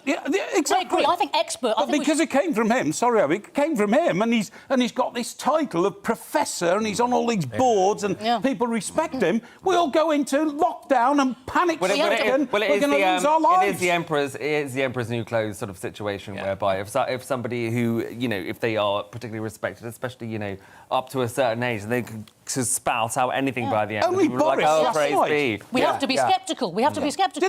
Do your own research. What I'm saying. Didn't the Prime Minister Boris Johnson say only last night we've only got something like a minute for the Earth to what? No, it's a minute. Is it like 12 minutes? It's like Tony Blair's. You've only got 24 hours to save the National Health Service. Hang on, it's been around for 75 years. And you think it's going to close down in the next 24 hours? I think it was Madonna and Justin Timberlake who said there has 4 minutes to save the Earth. I love that song. Well, there we go. Yes, I also remember another one, 21 seconds to go. I think that was So Solid Crew. That So Solid Crew wasn't really a band, it was most of the estate, wasn't it? I think that seemed to be there. But, what? Anyway, it appears now... Moving on. It appears now that even communists, get this, who'd have thought it, even communists can't resist dining out at Salt Bay, you have to do that, lavish restaurant. So, To Lam, the Minister of Public Security for Communist State Vietnam, unbelievable, was hand-fed, I mean, this is just, look at it. Oh, it's a bit sick, actually. Was hand-fed a piece of gold-covered meat by Salt Bay himself.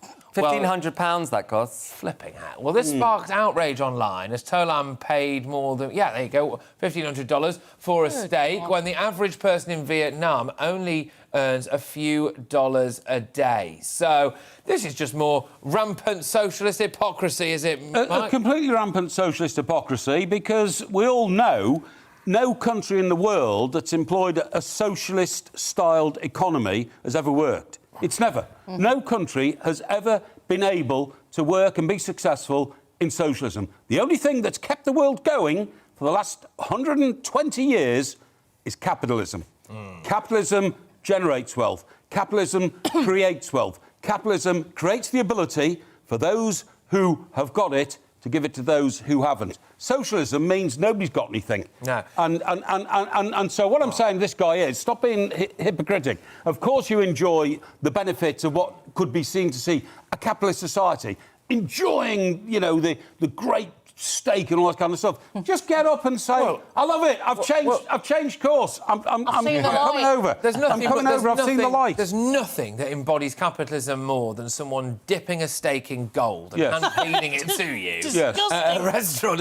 But so, you know, look, I mean, it grates on me when you do see these often very impoverished countries, especially some of the African nations, for example, where their leaders are driving around in Lamborghinis. And most of it's been given to them by this country. Yeah, but it is obviously down to corruption, and this is, you know, the heartstone of situations like this. For example, of course, you know, people from the country wherever this guy's from, is he from China, Vietnam? Did you say? Yeah, Vietnam. Like, who are impoverished. I mean, like, I know this doesn't happen with Boris so much, but like, I mean, imagine if it was the situation reversed. How would you feel? You know, with struggling to put even food or gruel on the table where you live, and then you see your leader doing that in another country. Well, you know, Boris, it's a disgrace. Boris did fly back from COP26 to the Garrick Club and had a steak. Was it covered in gold? Had a steak and some Stilton and some carrot. How dare he? But I mean, how dare these people? This is like the court of Louis XVI. And that bird that they used, an ocelot or something, they used to eat underneath that. Communists are all the worst because they are. I mean, essentially they want what the capitalised world wants. So they want that, but they don't want anyone. Yeah, they're telling everyone you can be equal apart from me, apart from people. Only 1%. Yes, exactly. Only 1% of the people in communist countries live like a capitalist society and keep the wealth away from the rest. Take Vietnam. That guy's from Vietnam. Now, if Vietnam had embraced America during the Vietnam War instead of Russia, they would now be a very wealthy country because the other country that embraced capitalism instead of communism was Taiwan. And Taiwan is now one of the richest countries in the world per head because in those days it was old Mao Zedong and the Red Book, you know, and all that kind of stuff. And they said no. And they all fled to Taiwan, those who wanted to embrace capitalism. America backed them. They became richer than China was for about 50 years, and then China caught up. And what's really strange is people are now going back to communism. Young people in this country, I never thought I'd see it. Oh, well, only if their parents support them. Or think the ideology of communism is great. I mean, it's bizarre. They learned about it at their private school. Yes, exactly. And the 6-bedroom house in Bournemouth is where they practice their communism. I'll stand by that communism as well, let me tell you. Yes. Fantastic. Right, OK, we've just got time for a couple more quick ones now. Tesla owner ran out of battery at the worst possible moment yesterday when they were trying to leave London's Westfield shopping centre. On the exit route. Here we go. So the electric car broke down at a car park entry ramp. Goodness. Unbelievable. Couldn't they have pushed it up the hill? Drivers behind were left literally fuming as they had to wait 3 hours to get past. I mean, goodness me. So has this nightmare shopping trip put you off owning an electric car? Do you own an electric car? No, I don't. You don't even have a hybrid. What I of course would do, and we'll all use one. And it's actually more to do with hydrogen-powered vehicles. Really, that's the better way to go. But however, obviously, this situation is, it's comedy because. Don't light a cigarette next to the hydrogen tank. Well, exactly, and I'm sure there's more gas coming out of the people behind than Do you know what? COP26 went about. I haven't got a car, but when I do get a car, it's going to be a Chevrolet. Diesel-powered. Diesel-powered, and I'm going to open a steak restaurant. 6 litre. Open a steak restaurant and kick a polar bear on the bonnet. Polar bear rugs everywhere. Absolutely. It's going to be called Abby's. Absolutely. Wow. See, what people don't... Well, everyone knows your name. Welcome to Abby's. What people don't understand is that... Abby's joint. You can't possibly change all the cars in this country to electric. If you did, you'd have to literally build 10 new nuclear-powered stations to provide the electricity. It's a gradual process, do you know that sometime this winter, this winter, the lights might go out in this country anyway because our energy supply is so fragile. Yeah. Can you imagine if 20 million people were driving around electric cars? Yeah. They would close the country down overnight. There's one TV station that I won't mention, but they decided to undertake the exercise of one of the reporters driving from London to Glasgow for COP26 in an electric car. It took 1.5 days. You couldn't find, isn't it? you couldn't find anywhere to charge the car. You might as well walk. Yeah. Mo Farah could have been there in half the time. Yeah, Maybe the infrastructure isn't there I could have yet, been there but we're getting there. We're getting there. But then, according to COP26, the Earth will be over by then. It's moving in the right direction, and we have to respect that. Well, there we go. And that's why we have a range of views. So there we go. Right. Now, our final story Like a of Range the Rover, evening, really. our final story of the evening is a shocking video making the rounds. Football players can be seen fleeing a spray of sparks from fireworks which exploded across the pitch mid-game. Just take a look at this video. Shocking. Another sliding tackle. And fireworks being exploded into the... And I think the referee's going to call a halt to this. That is so stupid. I think one of the Wolver players may have got something in the eye. Yeah, it looks It's like... hole in his eye. Anthony Wordsworth. Yeah. Do you not think it's interesting? Do you not think it's interesting that when a footballer sometimes, they'll square up to whatever, there'll be a little brush past and they'll be rolling all over the floor, crying their eyes out. Someone got nailed in the back of the head by a firework there and he just walked off. So were they coming from the crowd? It looked like they were coming from the crowd. Yeah, well, they were. They came from the away end at Waterford FC's RSC Stadium. It's almost like you're the glue that holds this show together. So. And the team took on Shamrock Rovers as well. That's right. The referee took them off for 9 minutes, and said, please stop doing this again. But that's nothing to do with anything except security inside football grounds, which we should be a lot... How could they smuggle in some fireworks and nobody realised? Because you just put them down your trousers and hope they don't go off before you... Don't talk about your own private life, Mike. I think we've all done that, haven't we? We don't know about the fireworks down your pants, dear. Mike Parry with some worrying inside knowledge about smuggling stuff into football grounds across the UK. He's got a Catherine wheel. That's a catheter. Well, look, right, so anyway, yes, referee Rob Hennessy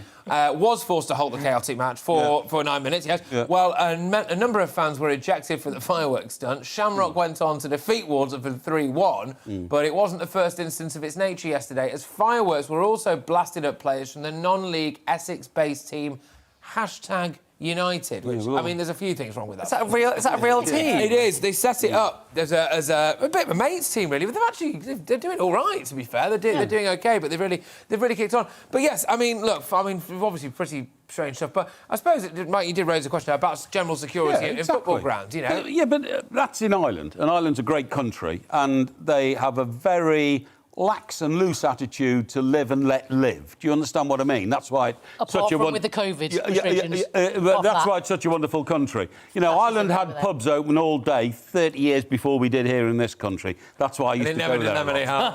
It's like you didn't move there, yeah, I should have, yeah.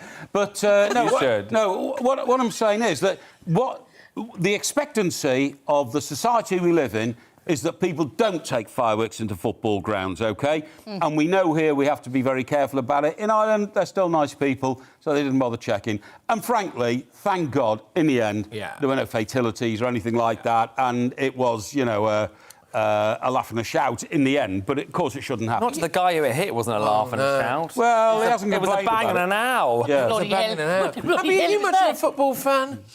She comes from Newcastle. They're not football there.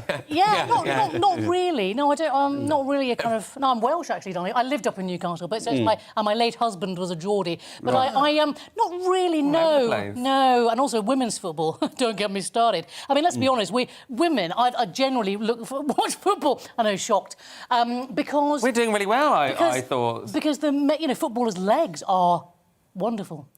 To look at. Do you think? What a strange moment. You'd like to look at both the men's and women's footballers' legs ever some points in your time, haven't you? She's already told us she was a dog person.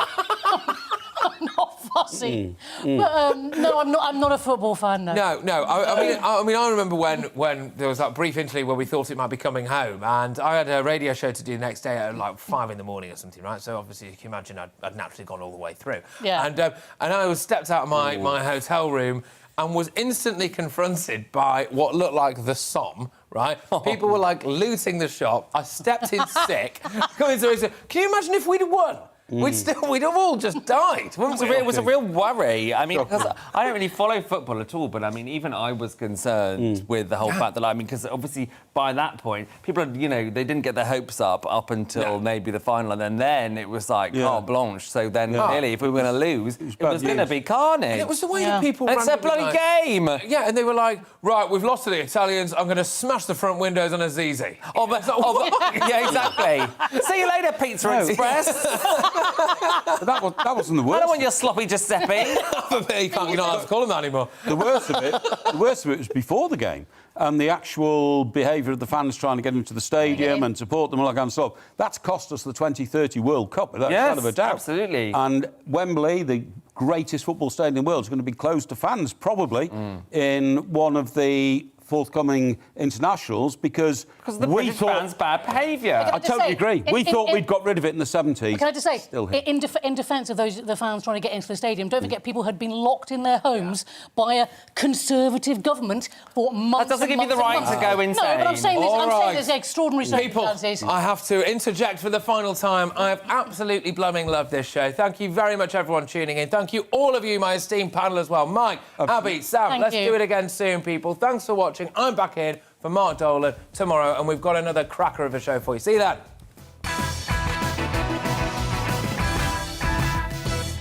You're watching GB News live across the UK and the world on our digital stream. GB News is Britain's news channel. We are the UK's home of discussion and debate from all perspectives. We are here for you. Don't forget to join our YouTube community by clicking on that subscribe button.